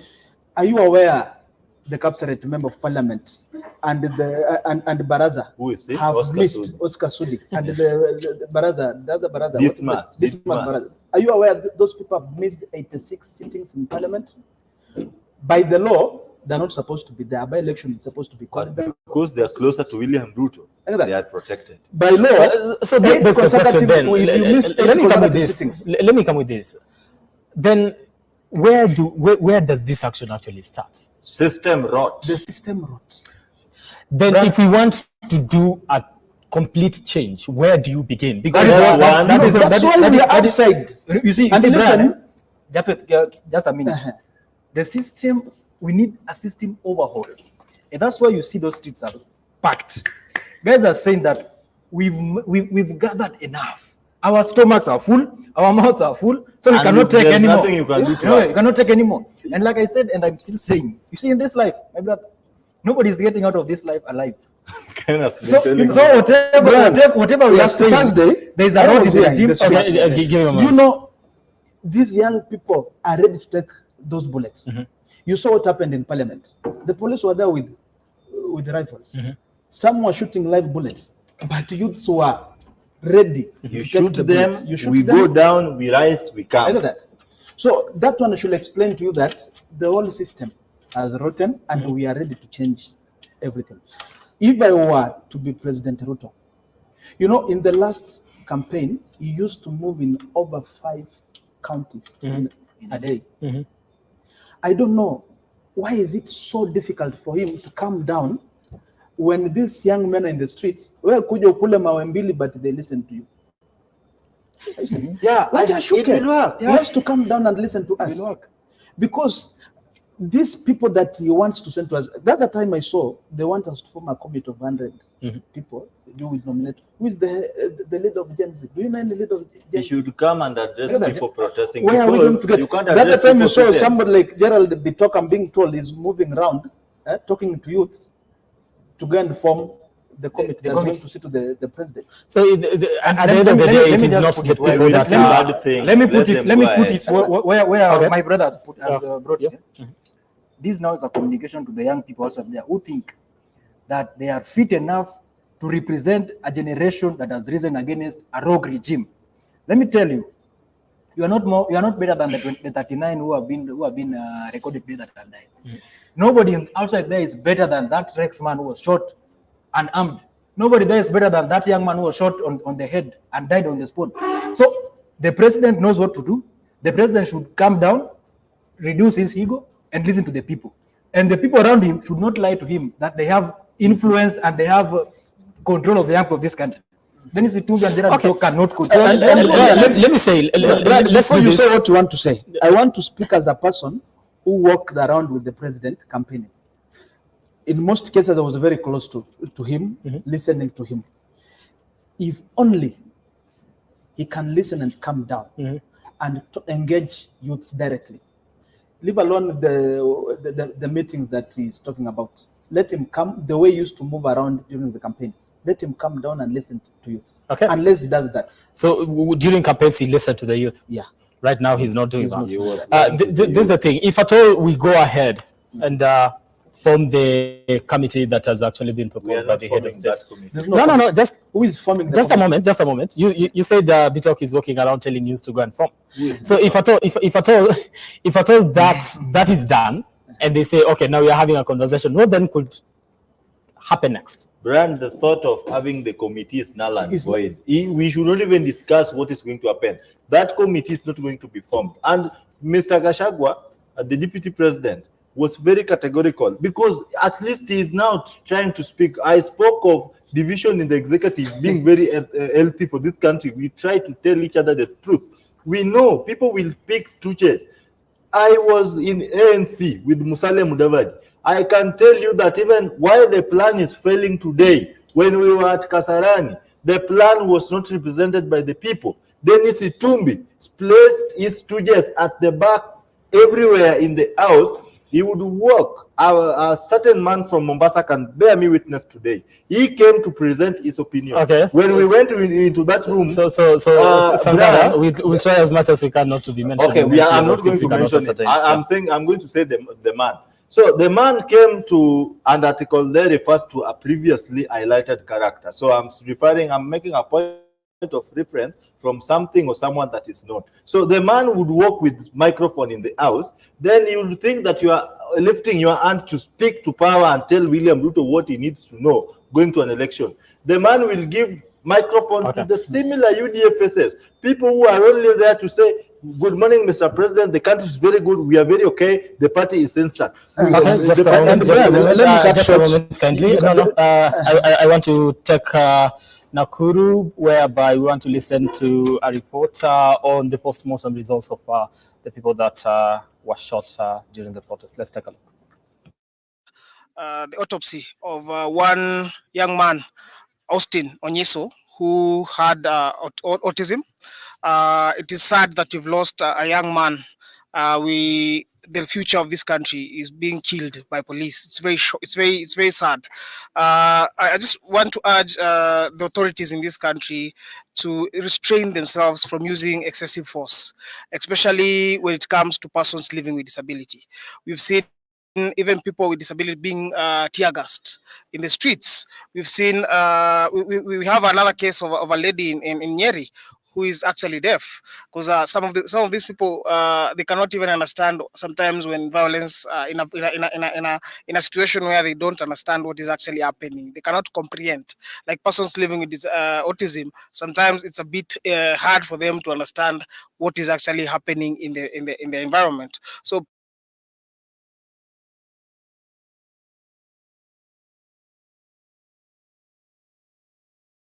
agreed to demands that the only environment the protesters would be comfortable discussing their issues was space on X. However, this has attracted mixed reactions. There are those that are not for it, continuing to say that there are major trust issues. The Kenyan public has continually observed discrepancies between what has been communicated by President William Ruto's government and what has in fact been done. And therefore, the question continues to remain how the Kenyan government, the current government of the day, can build its trust with its citizens, particularly the youth, in the wake of these events. We're yet to see what the potential outcomes will be between the dialogue that will take place between the government and the youth, and whether that will lead to significant policy changes. The youth, the Gen Zs, the millennials, the Generation X, they have all raised concerns about the opulence that has been observed with the current leadership, from MPs to cabinet secretaries to nominated senators, nominated MPs, talking about opulence, talking about corruption, and talking about a huge display of wealth from the leadership of the day, while they continue to struggle with huge, debt, a huge price of living in the country, and saying that it does not make sense for things to continue as they have been. The ODM party earlier did give a statement as they held their party central committee meeting, and they spoke into the killings of Kenyans who have died, saying that over 30 Kenyans have fallen to police bullets. They also spoke about being in awe of what the Kenyan youth have been able to orchestrate in terms of their movement, their mass movement, taking to the streets, saying that they are in awe of that and that they have a lot of respect for the current youth of the day in terms of them coming together, marshalling support for their own, raising money for those that have been injured, those that lay in hospital after sustaining bullet wounds, those that have lost their lives, raising money for the burials of those. They also condemned abuse of police power, saying that police have shown the abuse of their power by harming unarmed innocent protesters, saying that nobody has to die while exercising their rights as citizens of this country. They also condemned abductions, saying that upwards of 50 individuals have been abducted and remain unaccounted for. And they also spoke about the fact that it is clear that no one in government is ready to take responsibility. The head of state himself has distanced himself from these abductions, and that it is the government's duty to protect its citizens and that it must never abdicate its responsibility to protect its lives. Wakili, there's a general sense that and even from the Gen Zs, that nobody in government is ready to take responsibility. You yourself here saying that we have not had from the very head of security himself in the country speaking out on what is currently happening, the state of the nation in terms of security concerns, and that has replayed itself on social media as well, that nobody is listening. Nobody is listening, and we will blame the chief executive. You know, the government belongs to the chief executive, who is the president. Some of these people who are not willing to take responsibility are appointees of the chief executive, and the chief executive can make a decision at any given time. If I were a president today in this country, I will make serious decisions that will bring about normalcy. This is not the time to look at the friendship you have with your government officers. This is the time to look at the interests of the nation. This is the time to act in the best interest of your country. And surely, if people have died, we have not seen the Minister for Security coming out to even condemn the killings. We have not seen the Minister of Defense. The best that the Minister of Defense could do is to issue a gazette notice deploying KDF onto the streets. And when the court made a ruling, he further issued an amorphous and ambiguous gazette notice that could not even tell the timelines. This tells you that they are willing to have this situation for as long as it takes. It is turning out to be, what can we do to retain power and to remain in power, and not what can we do to bring about normalcy so that the citizens lead the lives that they have been leading before. At times you sympathize with the president when he is addressing the country. The loneliness, the anger, the frustrations all over his face. When he has junior officers, junior to him, senior government officers, but who are junior to the presidency, who can issue and give general directions. For God's sake, how would a president fail to know that a 12-year-old who was killed who was shot 8 times was not dead? Away from this, let's talk about one of the 14 demands raised by the Gen Z protesters. Last week during a televised interview, the president announced that he would appoint new electoral commissioners for the Independent Electoral and Boundaries Commission. How realistic would this be? The timelines, and looking at him saying that this is of utmost concern and it is a priority issue for him. It's actually a priority issue for him and to Kenyans, but we have other priority issues. We have other pressing issues. But even if he made it a priority issue for him, it is not possible to appoint IEBC within the shortest time possible. Remember, it is a process. It is a consultative process. It is a process that is all including. He attempted to start this without involving other pertinent players, and it was brought to a stop by the players. And today in this very progressive constitution, you attempt to appoint IEBC without adhering to the laid down procedures, the courts will stop you, because IEBC is at the heart of our electoral process. And we either lose an electoral process by bungling the appointment of IEBC, or we win an electoral process by ensuring that we do the right thing when we are appointing the IEBC. Whereas it appears like is an urgent matter, it may put us in a further awkward position, especially if the political elites fail to agree. Remember, the ongoing demonstrations have nothing to do with the IEBC.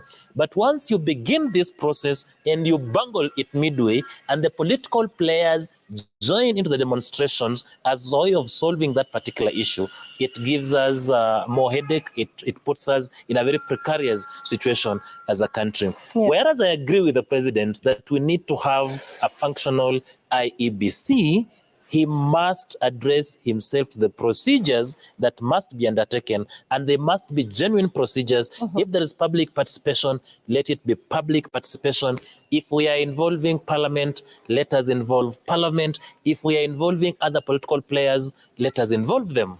Otherwise, if we bungle the appointment of IEBC today, we are looking forward to a bigger problem. You know, this has been a key issue in the ongoing nationwide protests, marked, of course, by the significant youth involvement, the issue of rogue members of parliament and the need to hold fresh elections. The issue of the rogue member of parliament has also been cited here by the ODM in its statement, who, called out office holders, who they believe have been engaged in repeat violations. They mentioned different constituencies there. So, the thing is, people have been watching, people have been observing, and when you see a clarion call from the youth, then you realize that they're actually watching and that they've been observing the excesses and the opulence and the corruption therein, calling out the huge donations in fundraisings, questioning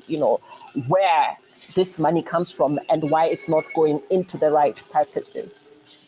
And that is why I'm saying that it's going to be a bit difficult in constituting the IEBC. The parliament that apparently Kenyans have no faith in has a role it plays. It must interview and vet the commissioners who have been nominated. The president, with whom Kenyans appear to have trust issues, needs to constitute a panel that will interview the commissioners. So the president will have to deal first with the teething problems before addressing the serious problem of the selection and appointment of IEBC.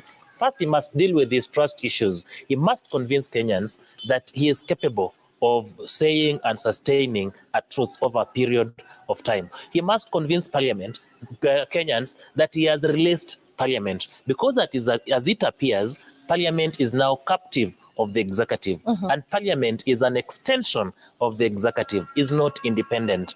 That means that names going to Parliament, if the president has said these names have to be approved, they will be approved. If the president says they will not be approved, they will not be approved. He has to demonstrate to Kenyans that henceforth he is going to release Parliament so that Parliament can make objective deliberations, so that Parliament can make independent decisions, and if they mess with those decisions, let them face the consequences as Parliament and not as Parliament tied with the executive. Now the president cannot even negotiate for Parliament because Kenyans believe that he has captured Parliament, and that is why he had to do the amendments to the finance bill at State House and not at Parliament. And number three, having solved the issue of Parliament being independent, he has to come back to his leadership of the party, the coalition is leading in government, and tell them, from now going forward, let us act in the best interest of the people. But the opulence is not specifically a Kenya Kwanza issue. When Kenyans talk about the need for these persons to cut down on expenditure and the huge shows of might in terms of opulence, it is not necessarily a Kenya Kwanza independent issue. Parliament in itself, when you look at members of the National Assembly, across the sector, these displays, and even ODM itself in its statement has talked about people in its own party, persons that are affiliated to the ODM party itself, Azimio, actually being violators in terms of these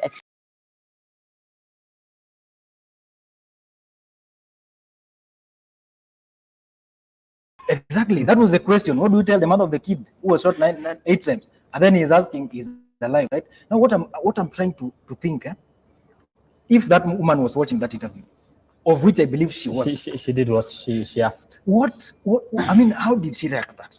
And then today, I think yesterday or today, the government pathologist who went to conduct postmortem to that young man comes and tells us in public, shamelessly, that the guy, the young boy was shot once, and the bullet penetrated through the arteries and the arteries. That's why he died.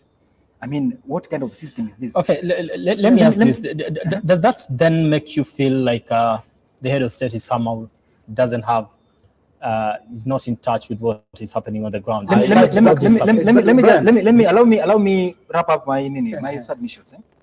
If that's a government pathologist sent by the government in presence of the mother who has lost a child, says that this child was shot once, and because of the implications of the bullet into the arteries, he died. Whereas the mother standing there saying that this boy was shot 8 times, and even the dad to that baby said that we are not in agreement with that report.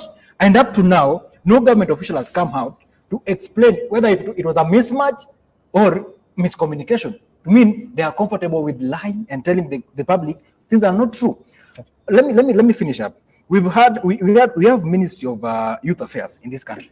We have Ministry of Health in this country. We have not seen the minister in charge of youth coming out to condemn police brutality on young people. We've not seen the Minister of Health trying to find out how can we provide alternative blood donations for these people who have been shot. I mean, what kind of a regime is this? They are running the health or government service deliveries based on political affiliations. Yeah, Just a moment, Jeff. When injustice becomes law, resistance becomes a duty. The people are now feeling oppressed. At this rate, I am not going to quote the Constitution anymore, because I've said it over and over. The right to life is under Article 26, Section 3, that 26.3, and it says, no one shall be deprived the right to live intentionally, except under circumstances justified or authorized by this Constitution. I don't think right to peaceful protest justifies human life elimination.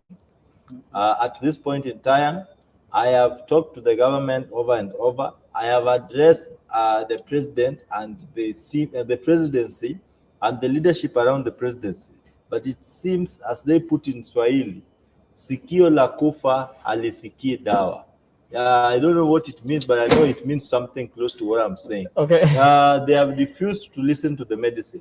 And I think it is the years of death. It will never listen to anything. Now, and it translates to a scenario whereby you cannot save a sinking ship.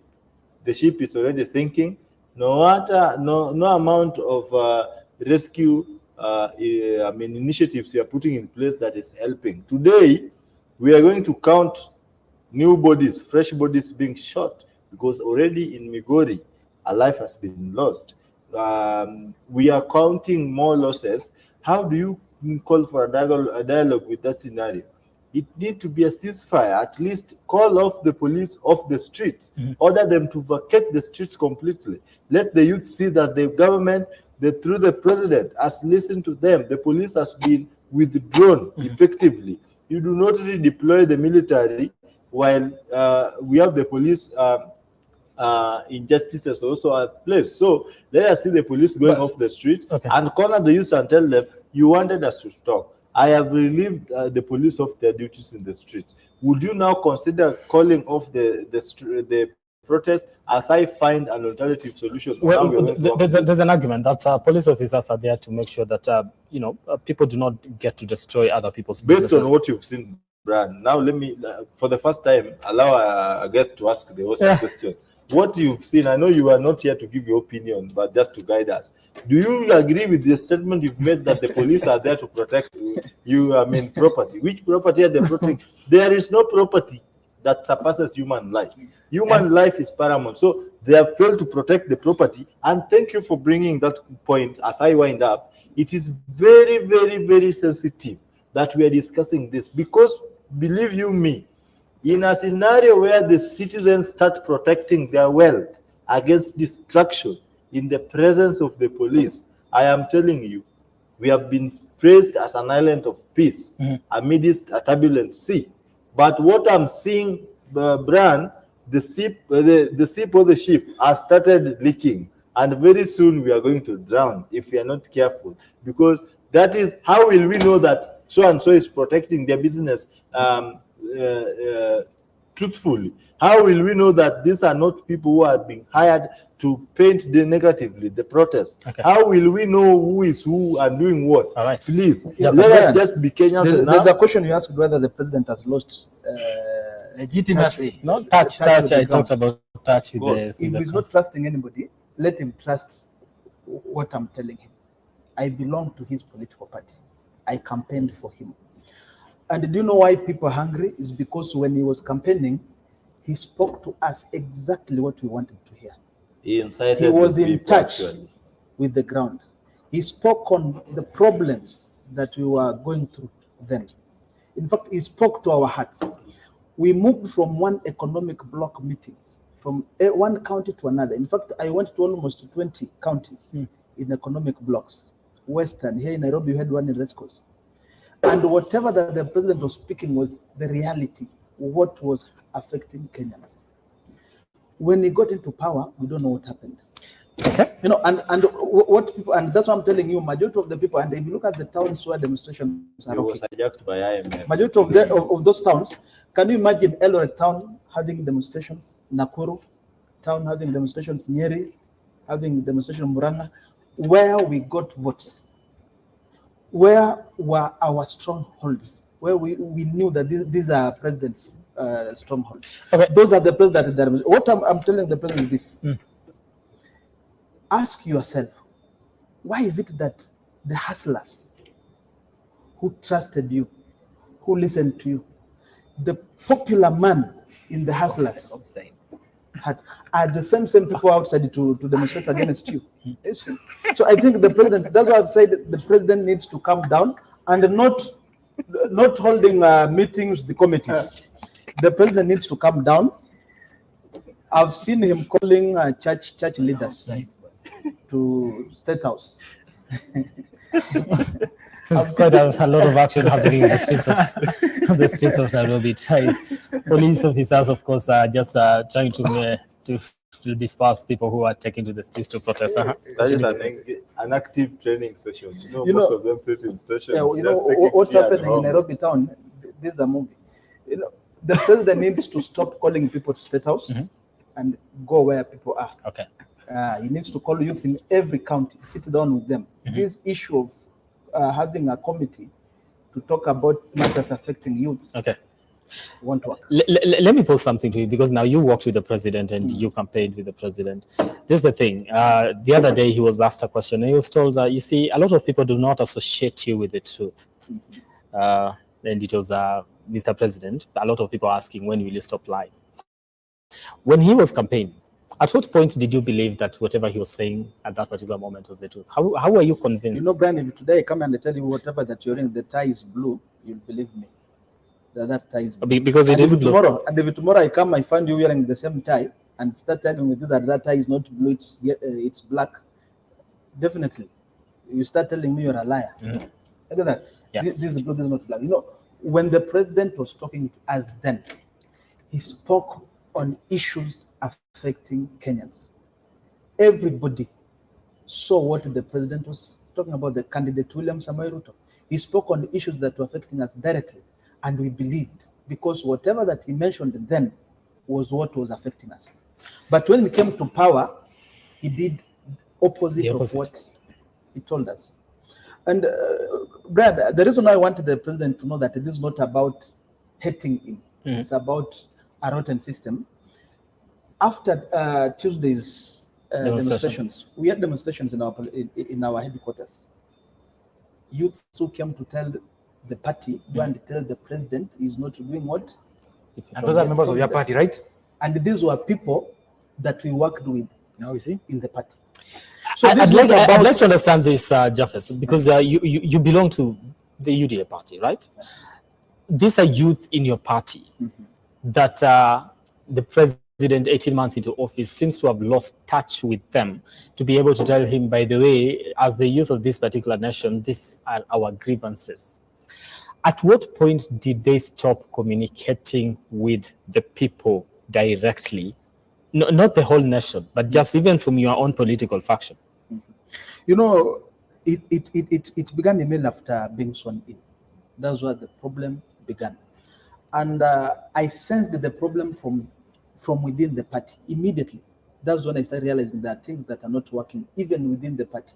Whatever that you are seeing people talking about the government began from the political party itself. The appointments that were being made in the party. You saw the other time even Millicent Omanga came up with a list of the shemejis, the in-laws and the brothers of the Secretary General being appointed in the party. Do you want to tell me, Brian, that of all these people who worked with the president, when they had nothing, they believed in him, when he was not a president, did not qualify to be appointed in the party that they had built themselves? Quite a lot of people that worked with the president got appointed in different positions. I think then you are wrong. We are inside. This guy worked with the president. Could you say the number of people that worked with the president were many and the positions were limited? Brian, when you say that those who work with the president were rewarded, you are insulting these young Let me ask and you are insulting the youth generation. There are many young people who work with the president, and I can count as well. Within a year, our Secretary General was a Secretary General in two political parties. He was in ANC, came to UDA, and became a Secretary General. Secretary General. Do you want to tell me another person who was qualified to be a Secretary General in the party, who had registered members who worked with the party? Do you want to tell me that we had nobody? Okay. All of a sudden, there's a young man who has been appointed as a director of communication in the party, somebody Maliba. Maliba was in DAP. He was a member of my party. He invited using DAP Kenya. Yes, now he's the director of communication in the UDA party. Do you want to tell me you had no other people to be appointed who worked with that party? That the time you saw the president has appointed the former Bungoma governor, Wangamati, to a certain office. You know, sometimes you look at what is happening and you are like, should we trust what they're telling us now? And that's where the lies are coming out. Let's talk about if at all there's a room for redeeming oneself, especially with the head of state and the ground, because now we've been talking about has he lost touch with the ground? Because he seems not to, based on what we've been able to see, understand the pain that people are going through down here when it comes to people that have lost their lives, how many have lost their lives and things like that. Parents here are crying, but the empathy that you would expect to see from the head of state, from your own words and from what you've been able to see, we've not been able to get that from him. Is there room, or is it too late already right now for the head of state to redeem himself with the population? In his interview, he was asked by Eric Latif, when will you stop lying? So when the president was asked when he will stop lying, and then here, on his first day of State of Nation address, he never appreciated the provisions of the Constitution that provides for peaceful protest, and also potentially anticipate a scenario where a gang of marauders can hijack the process, infiltrate, and water down the entire gains of this group. He went ahead and called all these people dangerous, treasonous criminals. I don't think at this point in time, reasonable statement will call off people the street. You know, at times it is said, better say less, intimidate people by speaking less, because the more you speak, the more usual, common you become, and the likelihood of saying something foolish sets So, in. if At this point in time, the president cannot come to mourn the deaths of these people, because at first he congratulated the police. What was he congratulating the police for? And the bosses, the people you've employed, the media, who is the fourth estate, has informed you of mass or unjustified use of force against peaceful protesters, by extension, elimination of lives. And then you rise to read a statement that, pursuant to provisions of Genz scrutiny, says it was AI generated. You start congratulating the police for a work well done. Which work was that? Eliminating the lives you are supposed to protect? How will you convince them now that you feel sorry, that you owe to them an apology? At this point in time, no sympathy may really count, because sympathy, personally, I don't like people who sympathize with me. If you can't empathize with me, go away with your sympathy. You need to sympathize, empathize. So these two factors go hand in hand. Even at most, sympathy may not work. I don't think with what is happening, at least if there was standstill of activities, especially from the state side, no deployment of armed police officers, the police can come to the streets unarmed. If in an event that they are overwhelmed, they can call for backup. There is now a justification for use of force. Here you come already armed to the teeth with very dangerous arsenals, tear gas canisters. Whom do you want to tear gas? You come with guns, bullets, you are shooting at demonstrators. Then you, in your mindset, you are executing violence and you expect reciprocation of peace. My friend, we are all human beings. We cannot entertain. So the president and this misadvisors, there's no room for redeeming him. there is, I think there is room for every other thing, but the redemption side. Rais amechoma CV yake na makaratasi na kila kitu. Brian, let me just dive into the issue of police slightly. You know, the kind of arrests we've seen, also away from the protests, those after protest arrests. I mean, I don't understand. For instance, a case study of Alfred Keter. That guy was, if that is the constitutional definition of an arrest. Not constitutional, but the government definition of arrest. If that is what they define as an arrest, we must then we are in a big danger, because tomorrow you are going to be arrested by people we don't know, and then for us we'll assume that those are police officers. Before we know it, your body is in Vayala. So the government must not make it look like a police, somebody civilian who is not willing to identify himself, covering their faces in masks and hoods, should be addressed, should be handled as a police officer. And that's why you find there's so much confrontation and tension between the civilians and the police, because the bile is so much on the people, that we know that we are agitating for what is right, but these guys in uniform are just here to contain us. But there is a group somewhere who are not even, and I've just seen some of them here on the screens. They have covered themselves fully, so they just rotate within the town and pounce on you. Let me ask you, if somebody pounced on you, because the situation is, right now the situation is so bad. If somebody pounced on me that way, then I react badly and they lose their lives. Then the government will not start wailing that, oh, the citizens are killing the police officers. Those people should not be classified as police officers, because they are putting the image of the police service on jeopardy. I call them goods. And look at these people. Do you think, and I want to tell you, on Tuesday, I was in town, and to some extent I thought there were not going to be mandamanos, until the police officers started throwing tear gas. No, we were with you. We were with you. Yes, in the morning. In fact, we did not even know. We were even asking ourselves, are these Genz who may give up in the coast? But a police officer just come from their lorries and start tear gassing a group of people, chanting and doing a group of journalists. They ordered the journalists to vacate the streets, and I was asking him, do you have the land title deeds of this street? Where do you want them to go? They are doing their job. You do your job. So and that was the genesis. That was the genesis of Mandela. Okay, let me come to you, Jafet. For me, I feel there is still room for redemption. There's still room for redemption. How does he redeem himself? Stop lying to our president. For me, I believe so. No. President William Samoei Ruto will be the man that I knew and that I decided to campaign for. Remember, I came from a constituency that was predominantly an opposition zone. But I took that risk to believe, because I sat down, listened to his manifesto. We went around, listened to him. If only he can be the man that I know and come down and listen to what Kenyans are saying, he can redeem himself. He can redeem himself. Number two, I want him to come down and do exactly what he did during the campaigns, not send people, not form committees. Yeah. I want him to come in these streets and talk to these young people. By so doing, he can redeem himself. Okay. Because I don't see a reason why the once popular candidate in less than 2 years is all of a sudden unpopular in the ground.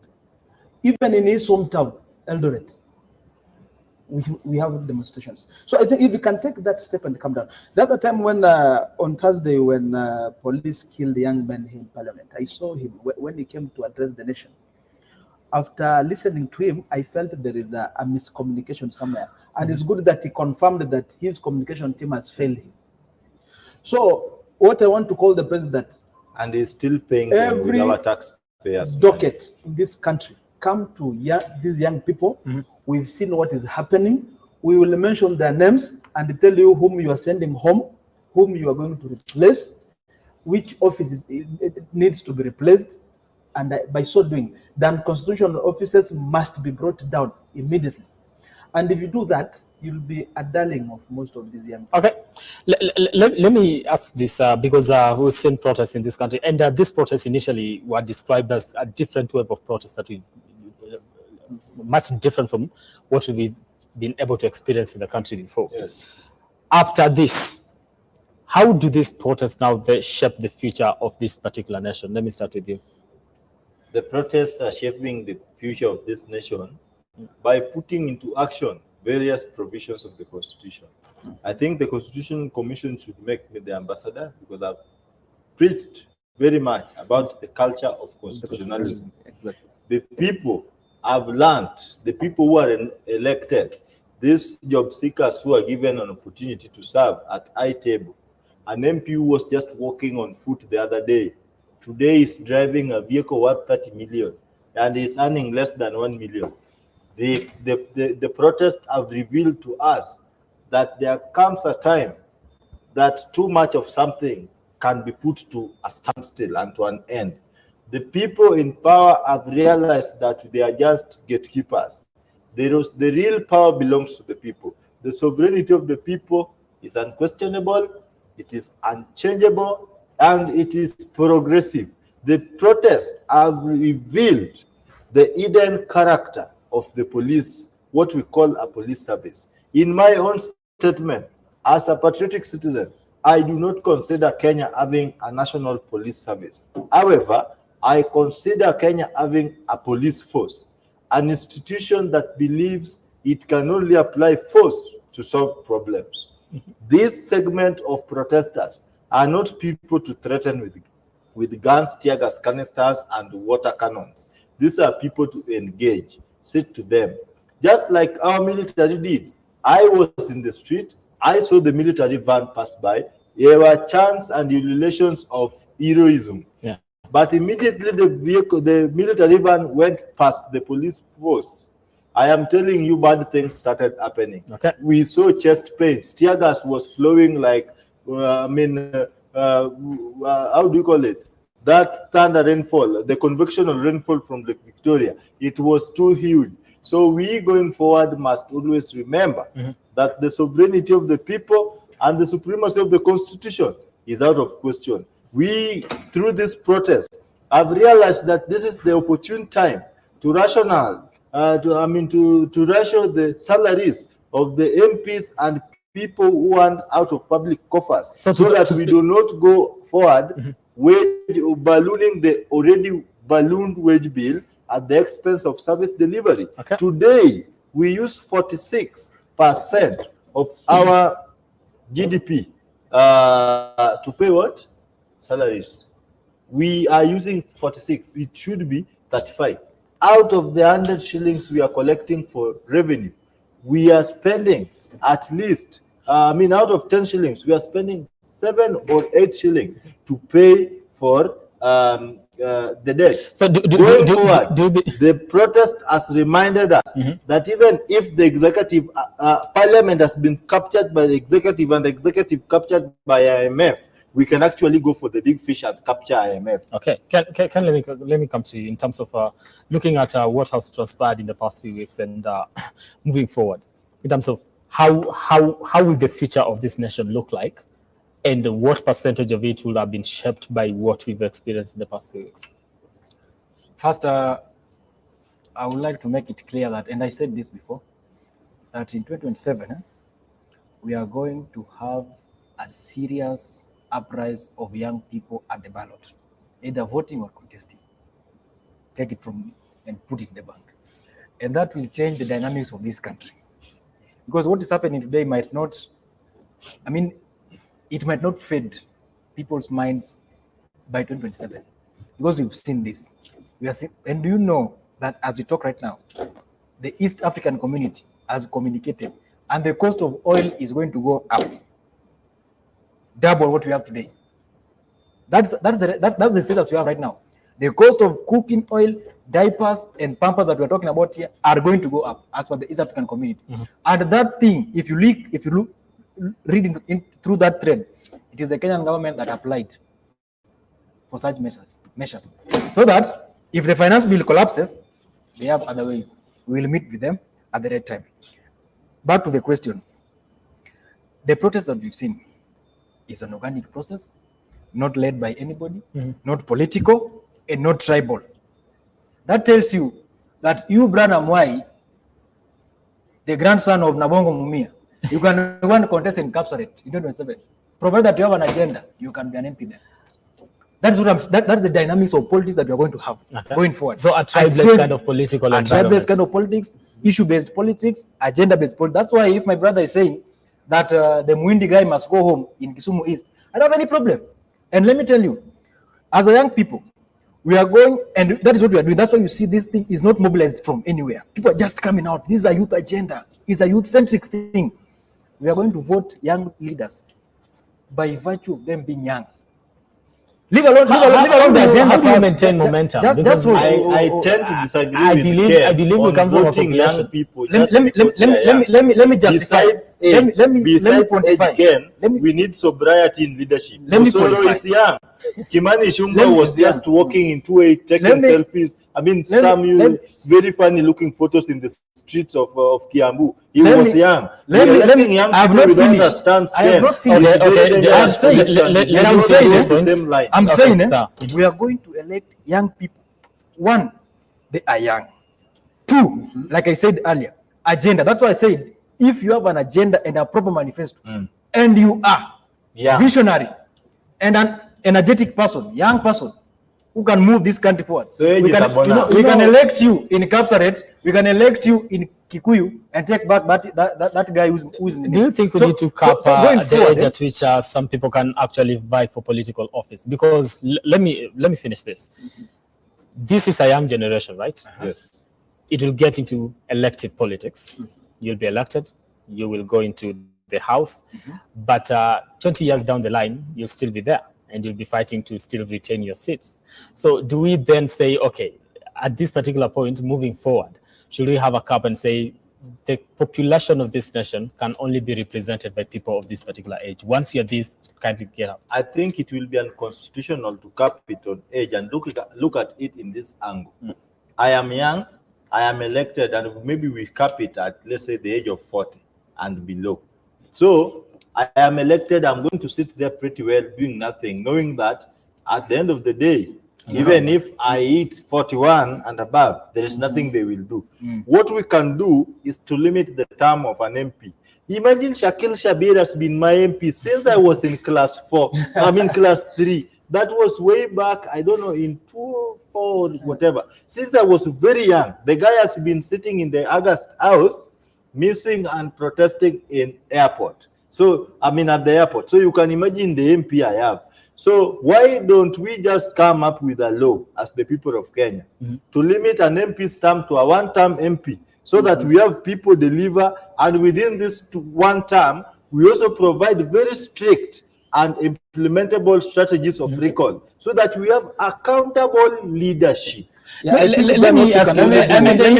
let me just chip in before you ask another question. And I would like to disagree with let me go to Jeff. Let me disagree with the incoming member. I'll give you an opportunity. This guy. No, I'll give you an opportunity. Just a moment. Please. Just a moment. Okay. Kindly. You know, Brian, I think what you can do is to limit the term. But when it comes to age, it's not a war between the old and the young. But this is the thing. You limit the term, and yet we've had conversations around term limits in this country just recently before all these protests were actually happening. There are term limits. No, just listen. What the elected officials were actually saying is that 2 terms, even for a president, is not enough. If you limit the term of a member of parliament to represent you, to one term, they'll argue it is not enough to be able to. You know, the elected leaders that you're talking about are the same leaders that you're discussing on the recalling. You know, the reason why they want extra terms, they want more years in power, is because of the credit that they're having. A true and good leader can change his area of jurisdiction within a very short time. If they can only understand what am I saying their role. on the streets. It is very wrong. These policemen or these. Okay. Wait. If only they can understand. Commentary is my job. Sankara. Commentary on whatever is happening on the streets is my job. Okay, Jafet. You know, if only they can understand their role and do exactly what they were elected to do. 2 terms are enough. President Ruto served for Uhuru served for 2 terms. President Kibaki served for the 2 terms, and we saw what they did. There's no government. Talking about of course, just a moment, the picture that you've been seeing on the screen, of course, you're seeing Kenyans there with what we call rungus, of course. I think that was the photo before. It's somehow getting my guests all agitated. I don't know why. Okay, let's get back to you, Jafet. You know, Brian, if you can get the right leadership, if you can get the right people in power, that's our problem. Okay. It's not about the age, it's about having the right people. And that's why you're telling the president you appointed the wrong people. You got the wrong people into leadership. You appointed the wrong cabinet.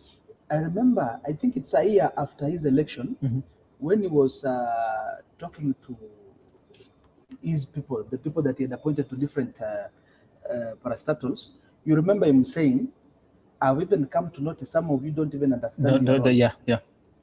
So that one can only tell you that he knows the problem that is in his government. What he needs to do is to come out and make sure he changes where change is required. By so doing and listening to what the young people are telling him, he will redeem himself. Okay. My next question will be in issues to do with that, because one of the things that has actually come out in this particular protest, and the demands that have been put forward, is the issue of budgeted corruption, where you say, okay, there are offices that we need to actually be scrapped. Now, I know we've mentioned this in passing as we were continuing with our conversation, but I'd like us to get into the details of that and how looking at that is going to solve the issue of, a proper budget first, and also just getting to finance some of the key issues and the key ministries that are very center when it comes to the functionality of the country. Let me start with you, Ken. Thank you. You know, Brian, if we have many unconstitutional offices in place, and the biggest issue we have is these offices are funded from the exchequer. That if you talk of maybe PCS, Prime Cabinet Secretary, the office holder is also the Minister of Foreign Affairs. Why can't we just have a constitutional office, which is Minister for Foreign Affairs? Okay. Get that? Because if you look at this office, it's budgeted for in billions of money. Get that? Down from that, we have the office now of the spouse. Away from that, we have the spouse of the deputy president. These are not offices articulated within the Constitution 2010, as we envisioned the devolution. If we scrap off these offices and divert those cash that are being put to use to development, I want to tell you we are going to save a lot of money. We talked of CAS. If maintaining those CAS would have costed us many millions of money. But now the president put himself forward and said he's going to stop it and put it aside. I think he needs to step forward and scrap off the secretary, of the spouse, the three spouses, because each and every office has a budget. And then this issue of innovation left, innovation right. I mean, what are we innovating? How do we innovate a house worth 400 million with 600 million? I mean, 600, you get that, the figures. It doesn't make sense. We need to.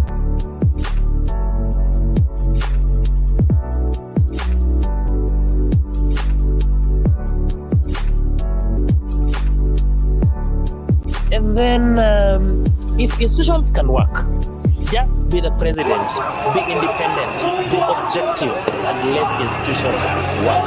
But when you see people doing things and they claim to be doing in the name of the president today, it speaks to the public rage that we are witnessing today.